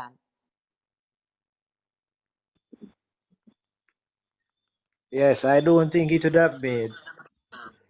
I don't think it would have been the right move. He didn't want to stay away from the people. He didn't need to be protected somehow. He needed to be out there. Remember at the same time Martin Luther King was there saying, he's gonna die, they're gonna kill me, but that's not important. And I don't think Malcolm would have been better off someplace in Africa. He wanted to be right there in America dealing with these people because they know the stage that we are at. We're we are so far from freedom that, you know, we're so far from freedom right now. Right. Mental slavery is in full effect. So there's no way we can go to, there's no escape. The only way we can come out of this is through dying. Wow. I, I mean, there's so much to be done. I mean, Africa is under conquest and is being robbed at the moment. Every word we speak, there is billions being taken out of it to enrich Europe, and it's been going on for years. And most of us are not even aware of that. Malcolm is dealing with people who were way, you know. Good point, Daniel. Sorry, Donald. I don't know why I call him Donald. Let's Kush, hear you what ready? Kush You have to ready say. for us? Kush, Yeah, man, Kush, go ahead. All right. I think his work, or he started to do more works when he went to Africa. And so I can explain when he was in America. I think what he started to find out is that the Nation of Islam was more like a civil rights movement kind of vibes. And that what the work was for was, as I say, to find out how we can coexist in a nation of people that doesn't want us there. I think, as him say, oh, the problem with America is that with America is black people. That's the problem. That black people is there. That's the problem. To Malcolm X, that was the problem.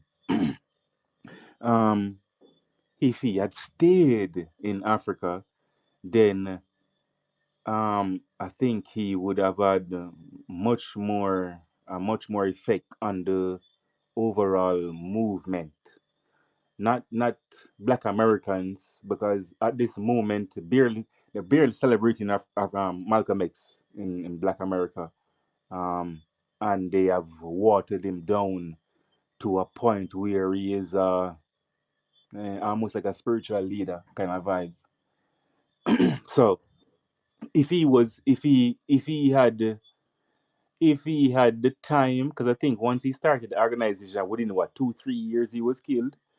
So if he had the time, he would have been back and forth in Africa with America, trying to get African American into the fight that was centered around exploitation in Africa, and the overall system that caused exploitation. So I think that if if he had left America around the same, well, I don't even know because he didn't have enough time. Or that 39, he just started to make a change. He spent a couple of months in Africa, just started to resonate or the consciousness of Pan Africanism. And as he started to get into the consciousness of Pan Africanism, he started an African organization. He started to link. But all I'm saying, the only thing that I critique Malcolm X on, and if I'm taking him word for word, he knew that there's a possibility he was going to be killed in America. In Africa, he is fine. He will live till an old man in Africa because number one, he wouldn't necessarily be integral into the government. He would have been probably like an advisory or advisor to Kwame Ture or secretary or one of these leaders. Africa is still communal, no matter what they want to show us. It's still a communal land. His wife would have been fine. Capitalism only really affect America and the Western world. Even Jamaica, if you want to avoid capitalism, then run to the country and go plant up some food. You'll be kind of fine for a little while. So I think in Africa you'll be fine. But I say I don't know what the but is about that. I don't know why he went back. I don't know why he didn't send. I didn't ask Betty and his brother to stay in Africa because I know for a surety, for 100%, I'm 100% sure that he would have been fine in Africa because when he went to Africa, the US government was holding sanction against any African leader that invited Malcolm X to the nation. Any African leader that had a meeting with Malcolm X was about to get in problem with the United States government. The United States government issued warning to Kwame Ture, secretary, and secretary make him know straight, sometimes with integrity and with dignity is worth more than money. So Malcolm X found men of his standard. He found men that had the same integrity and dignity as him. So he would have been fine in Africa. But those degenerate there is something about the economy that I think we didn't probably Malcolm X wasn't there as yet, hasn't getting there. The economy of the system, the economy that we think that America controls the economy, or we kind of misinterpret Garvey's philosophy of trying to use the economy or the standing system to get us where we need to go.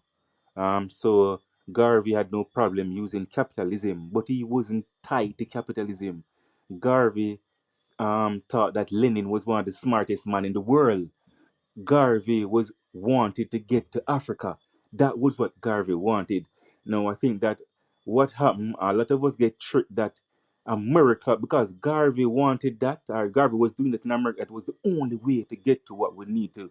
So if I'm just guessing, probably Malcolm X thought that it would be beneficial to Africa if we could get more Africans back into Africa, because according to Walter Rodney, Africa was vastly depopulated because of the slave trade and other things. So there was a lot of things going on. So we don't know the reason. But as for the question, I'm 100% sure Malcolm X will be chilling on the beach. Betty would be okay drinking coconut and eating fufu in Ghana.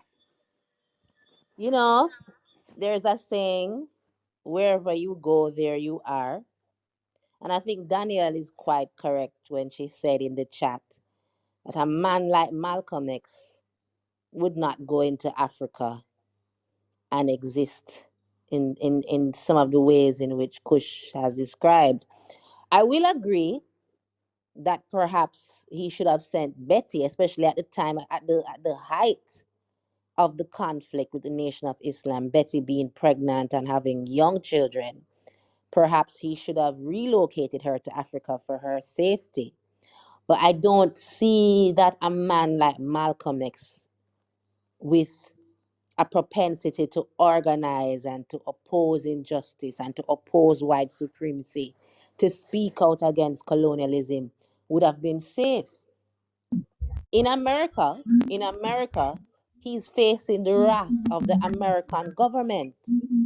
On the African continent, he's looking at the French colonialism, Spanish colonialism, German colonialism, apartheid in South Africa. There are numerous European powers that have a stake in the disenfranchisement of Africa.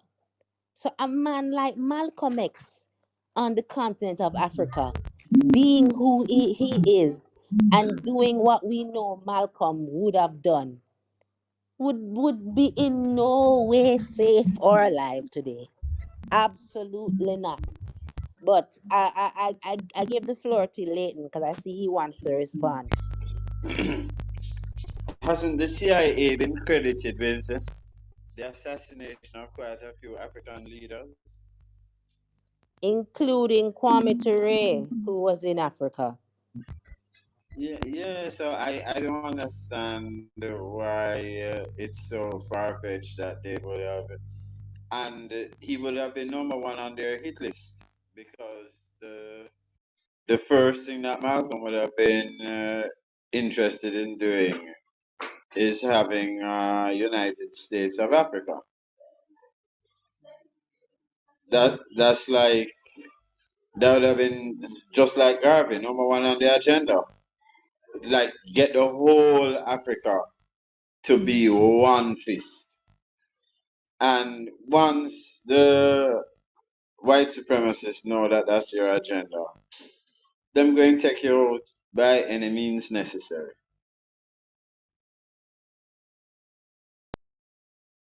Absolutely, absolutely. Donald, Yes, and they have the means. They have the means to do it by any means necessary. We're just trying to get this whole idea that we need to get our freedom by any means necessary. But they have any means that are necessary. They have it. and So he and was, they are willing to use any means, Donald. of We course, might be shy, of but they are course, not. that's right, of course. So they are willing. They are willing and able. No, listen, here is the thing that made Malcolm so dangerous. Malcolm's commentary on the Vietnam War was this. Here lies the yellow man, killed by the black man, fighting for the white man who killed all the red men. So once you read that, first of all, his ability to encapsulate political theory, political philosophy in just a slogan is incredible. But when you look at it, you say, right, the white man is a problem. And me fighting for him is also a problem. So right here, so yeah, look out against army recruitment. I see so many pro-black people that are proud of their U.S. Army, Marine, what have you. Him cut through all of that. As a doctrinaire, he was unmatched. And so the the thing about it is, once you have a leader like that, you have a totally different followership, a totally different movement. And um, this is just, sorry, I got off track. What I really want to address is Donald's talk about they have the means. The means they have is Condoleezza Rice, um, Colin Powell, um, the number of black people who have contributed to the U.S. military and the U.S. state apparatus in destruction of their own people. So when they said I have the means, the means is us. The Oh means is us. no, I think I'm if I'm not mistaken, Donald, you can correct me. I think what Donald was referring to was the European powers that exist in Africa. I think he was responding to the fact that Malcolm would have been assassinated quicker because the European powers have greater means of access by any means necessary. Am I correct, Donald? I think Exa- Donald, your mic. exactly. That's exactly what I meant. Okay, okay. Sorry, Leighton. Was that in line with what you were saying? Um, it don't matter whether it's European powers, American powers, whether it's nuclear bomb, military might, whatever means them have, we met them have. The nuclear equation, if you look deep enough into it, is a black person come up with it. You understand what I'm saying? We look at them and say they are so powerful, they are so thing, but they are powerful off our backs. And this is the problem that a person like Malcolm X and Marcus Garvey think, because they could galvanize a whole nation across diasporas to act as one, a nation that is propping up this white nation, that's actually propping up this white nation. So when we look at the white nation and say they have the means, whichever white nation, they have the means. Them have the means because them standing on our backs. All we have to do is just get up. But we need to get up as one. That's the problem. We need to get up as one.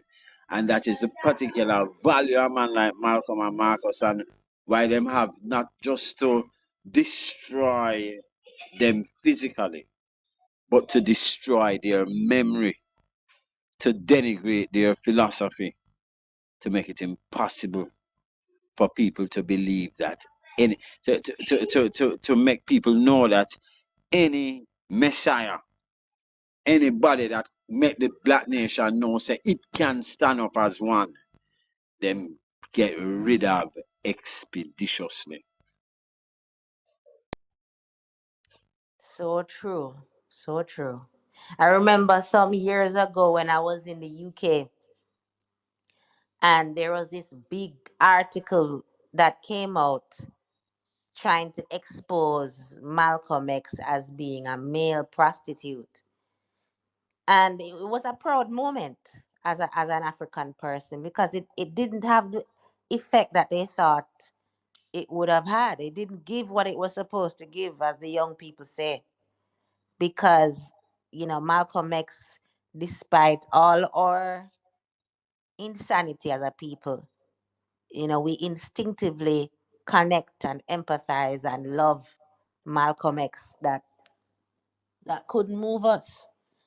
Donald, you were responding? Yes, I was just agreeing that they do have us. They have taken us.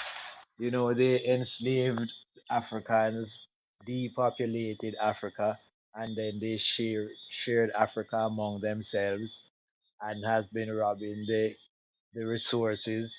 And black people are successful getting some of what they have taken from us, earning it in different ways.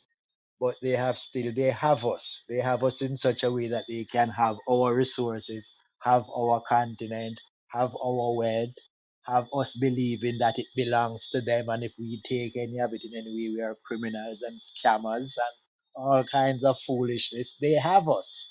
So it's not easy to get us out of it. That's why I say we are a long way off.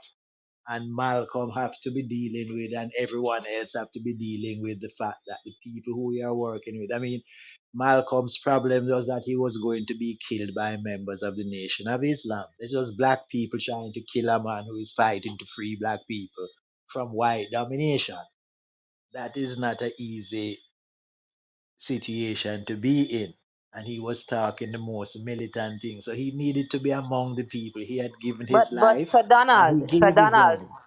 so Yeah. then does that support Kush's point then? If the most imminent threat to his life was the Well, nation of Islam, the black people in America, then right. does that support the fact that he should have left and gone to Africa? But I don't think that he was thinking that his life is like Bob saying that his life is not for himself. Malcolm's life was not for himself. Malcolm's life was given for black people. He wanted to be there. He, he knew his life was in danger, but what could he do about it? He didn't think that it was necessary for him to live to keep his life. I understand. I understand. That's beautiful, by the way. Kush, you wanted to respond?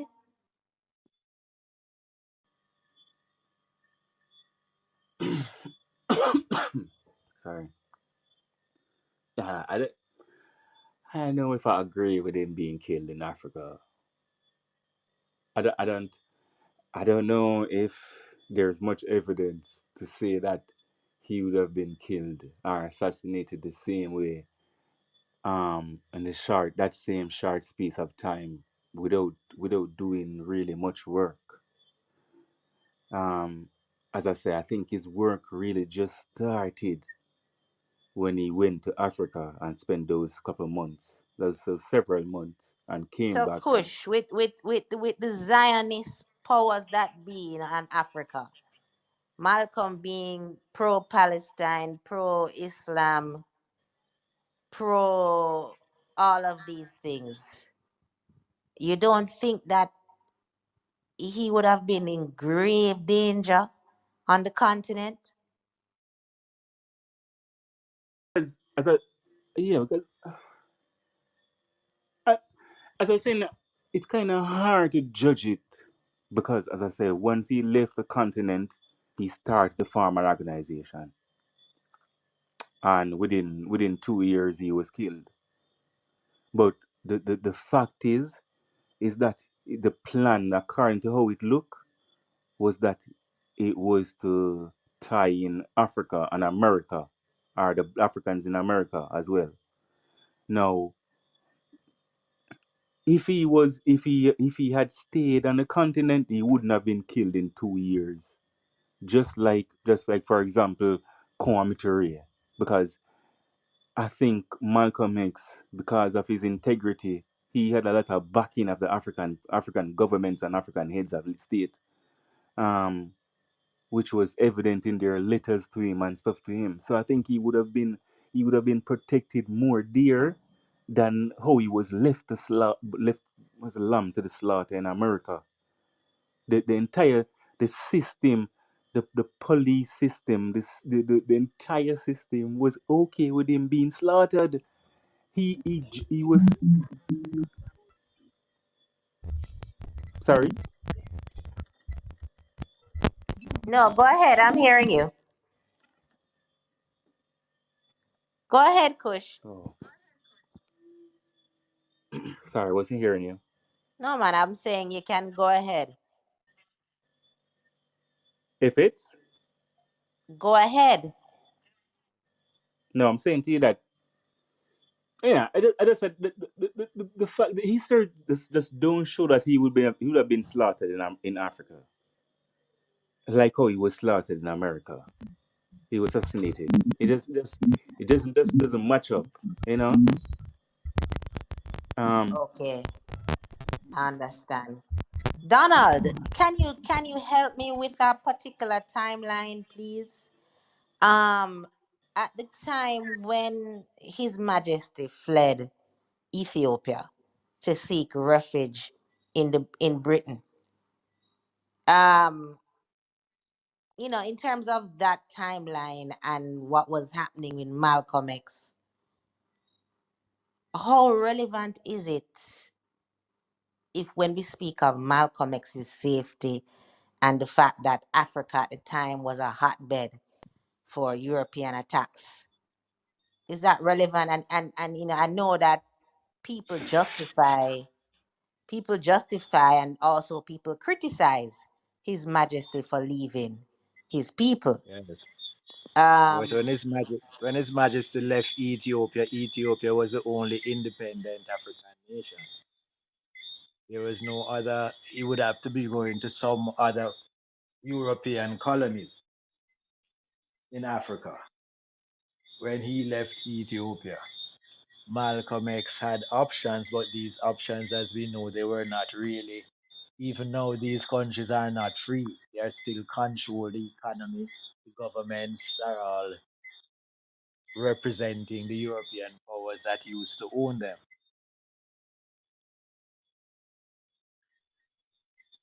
Okay, thank you for that. Leighton, to what extent are we romanticizing the safety and progressiveness of Africa at that time that Malcolm X could just run to safety of the motherland and be cradled and protected? Look here, if Malcolm X had run to Jamaica, Showa would have killed him. And it's the CIA, but the CIA always put the bullet in the gun in the hand of a black person who is fighting the government that America and whichever European power.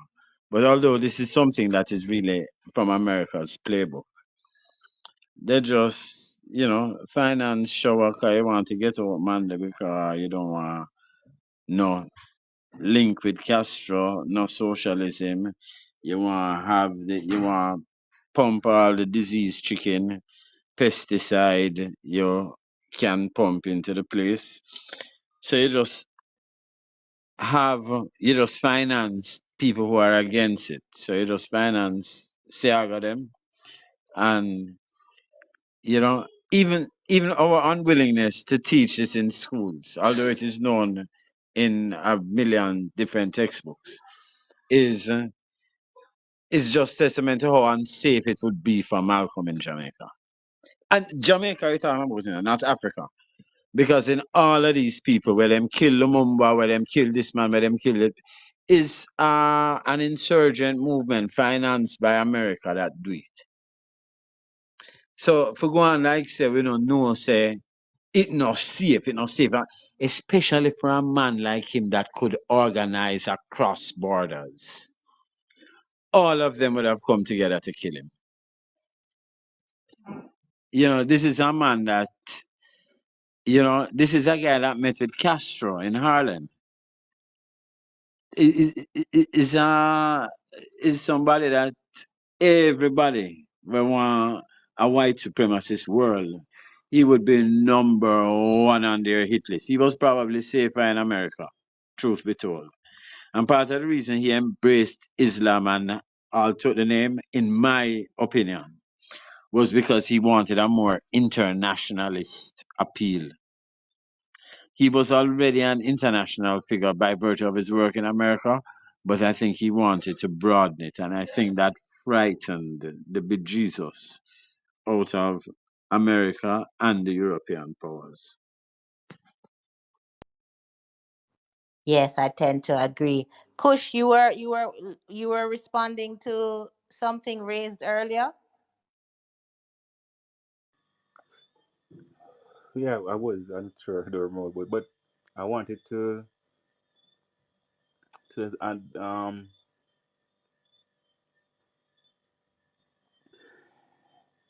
he, I just want to just add to the whole Africa, him being Africa and the safety or not. You know,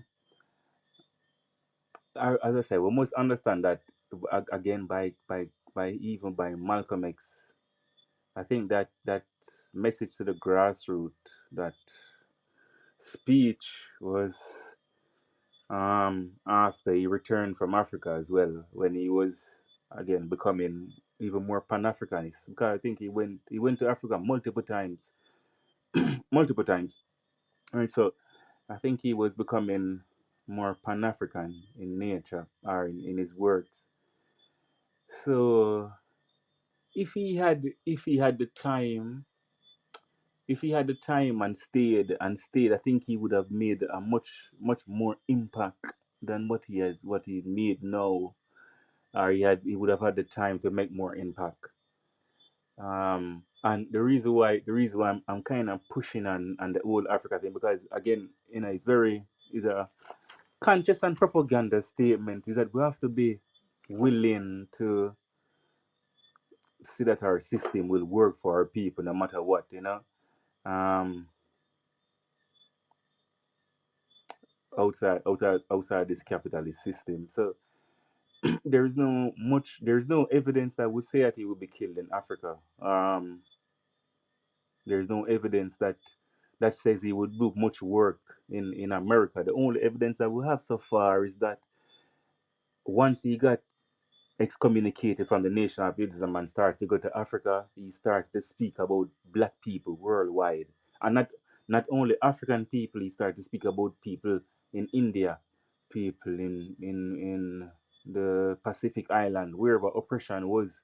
Garvey started to speak up on, Malcolm X started to speak up on oppression even more.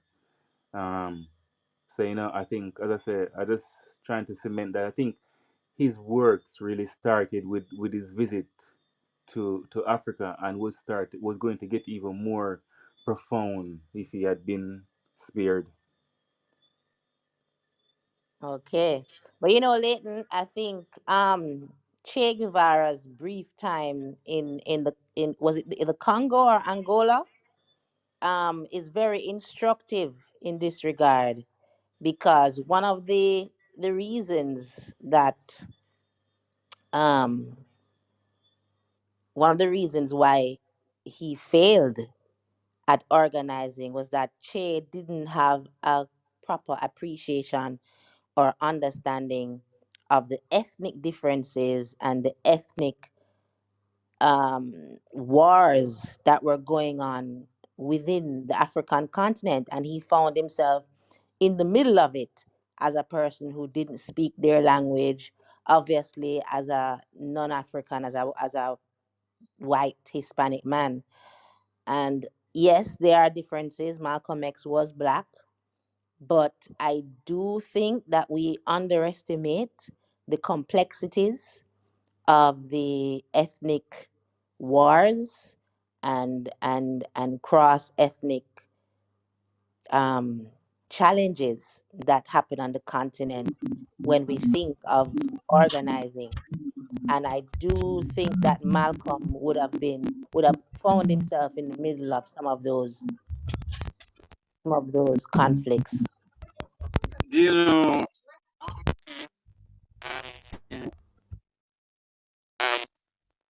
Agree with what you say wholeheartedly, and our history books tell us in the sociology of slavery that ethnic groups were separated, um, so that you, as fearing rebellion, naturally, you, 1 second, please. Fearing rebellion, naturally, you want to make the opportunities for organization as limited as possible. So if you know that people from this ethnic group and that ethnic group don't get along, or they have different customs, or they're not likely to get along, this is how you would choose them. And when we look at our propensity for, like, killing each other, especially in Jamaica, I wonder about that all the time. You know, what ethnic groups and what rivalries there were and what kinds of things. But it's a very it's a very it's a very complex situation, and I also think that it is easy to romanticize Malcolm's great effect. He would really Even Africa is huge. Look at Jamaica. Just imagine somebody trying to come into the Jamaican situation and not knowing the terrain. And, eventually they would be neutered, neutralized. Absolutely, absolutely. I think people that have been removed from their motherland, it's only natural and expected that we romanticize certain things, but I think it's only fair that we give it due thought and due consideration. I hate to do this, but I have to be mindful of the time. I know that most persons in the room have been with us since 7 p.m. So I'm going to ask that we all share our final thoughts. You can pick up on whichever point or points that are relevant to you. But I just want us to give our final and closing remarks. Leighton, I see you had said that you had to leave the room shortly, so I'm gonna ask that you go first. Thanks, Keish. Well, I'll be brief. I think that Malcolm's life is a beacon for for us. I think that his words are still prescriptive, and I think that his example is pristine, even for its criminal early, even for its criminal past, pristine as an example of the best of humanity and the best of black humanity, black male humanity. Those are my final thoughts. And thanks so much, Keisha, for such an excellent. Thank you for contributing, Leighton. I appreciate you as always. Daniel, I know you said you had gone into listening mode, but I am hoping that you can share with us some final thoughts before we close the room.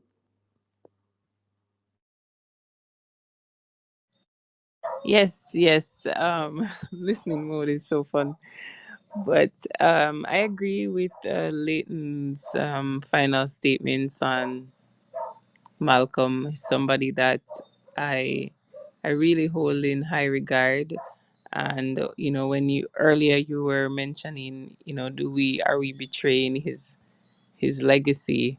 It got me really thinking, and I think I think times have changed in regards to the the issues that Malcolm faced directly in his time, but the principles that he taught us still stand in terms of being able to build our own communities, organize ourselves, and and and become the very best version of ourselves.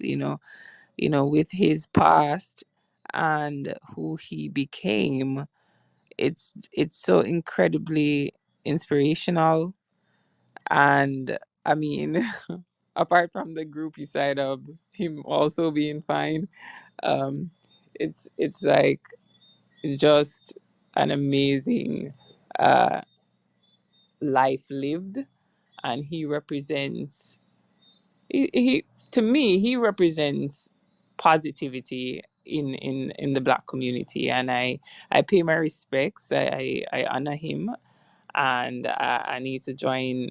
I need to watch that movie about him. I haven't watched it yet. So big up to Malcolm. And thank you for everybody who participated and for inviting me. I enjoyed the discussion. And I wish everyone a good evening.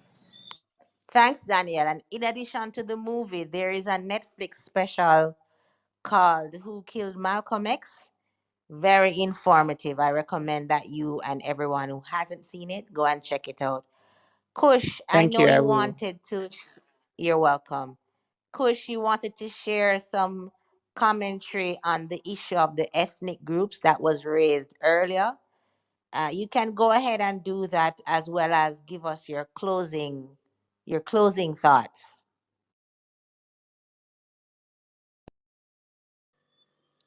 Definitely. Malcolm X. Well, first of all, thanks again for having me on the program. Um, Malcolm X represent, to me, like the ultimate form of love and selflessness. Um, a man that would go against all that protects him, all that provides for him, for what he thinks and what he believes is truth, not to him, but to the mass of his people, and a man that love his people to the extent that he would willingly offer his life, um, for the advancement of his people. You know, so he represent the ultimate, one of the ultimate signs of love, and to me find himself into the hierarchy of Pan-Africanists and revolutionaries of in our race.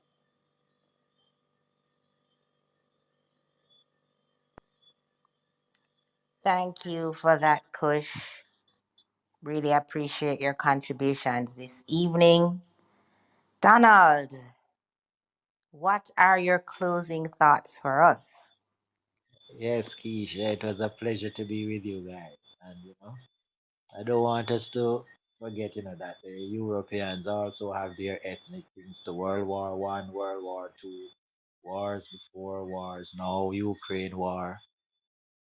And His Majesty says, we have to find a way not to let differences, what I mean, they could come together for the kill of Africa. All these different ethnic groups in Europe come together to rape and rob and steal and keep Africa in its place. So we have to find a way to get over that ethnic thing as well.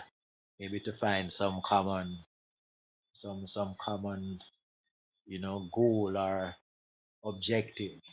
And this the Pan African idea is really the best one we have had so far, which is why all our great leaders, including Malcolm, have been Pan Africanists. Maybe someday we'll get it fully understood. But Malcolm was a gift to all of us, and I'm glad we've had him. Well, Donald, as you often remind me, we tend to forget that our time in captivity is significantly shorter than the time that we've had as free people. And we tend to judge our existence based on just this short 500-year or 2,000-year moment in history when we've had Mhm. tens and thousands of years living in African glory.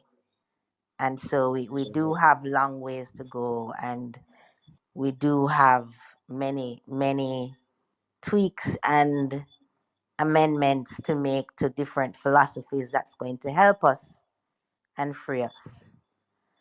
So, thank you for your contribution. I'm so grateful to everyone who made this discussion a lively and beautiful one. Thanks to those who listen to us. Big up my nephew Nazir who joined for the first time. Michelle, as usual, always supporting us. And I see a Modest in the chat. Thank you for joining it. For those of you who joined late, you can always catch the replay. It will be saved there. Malcolm X, Brother Malcolm, Haj El Malik. We are not worthy of your personal sacrifice to the revolution, and we can only seek to emulate and honor you in our own individual lives and own individual contributions to struggle. Have a good evening, everyone, and thanks again for another episode of Truth Gangsters. See you next week.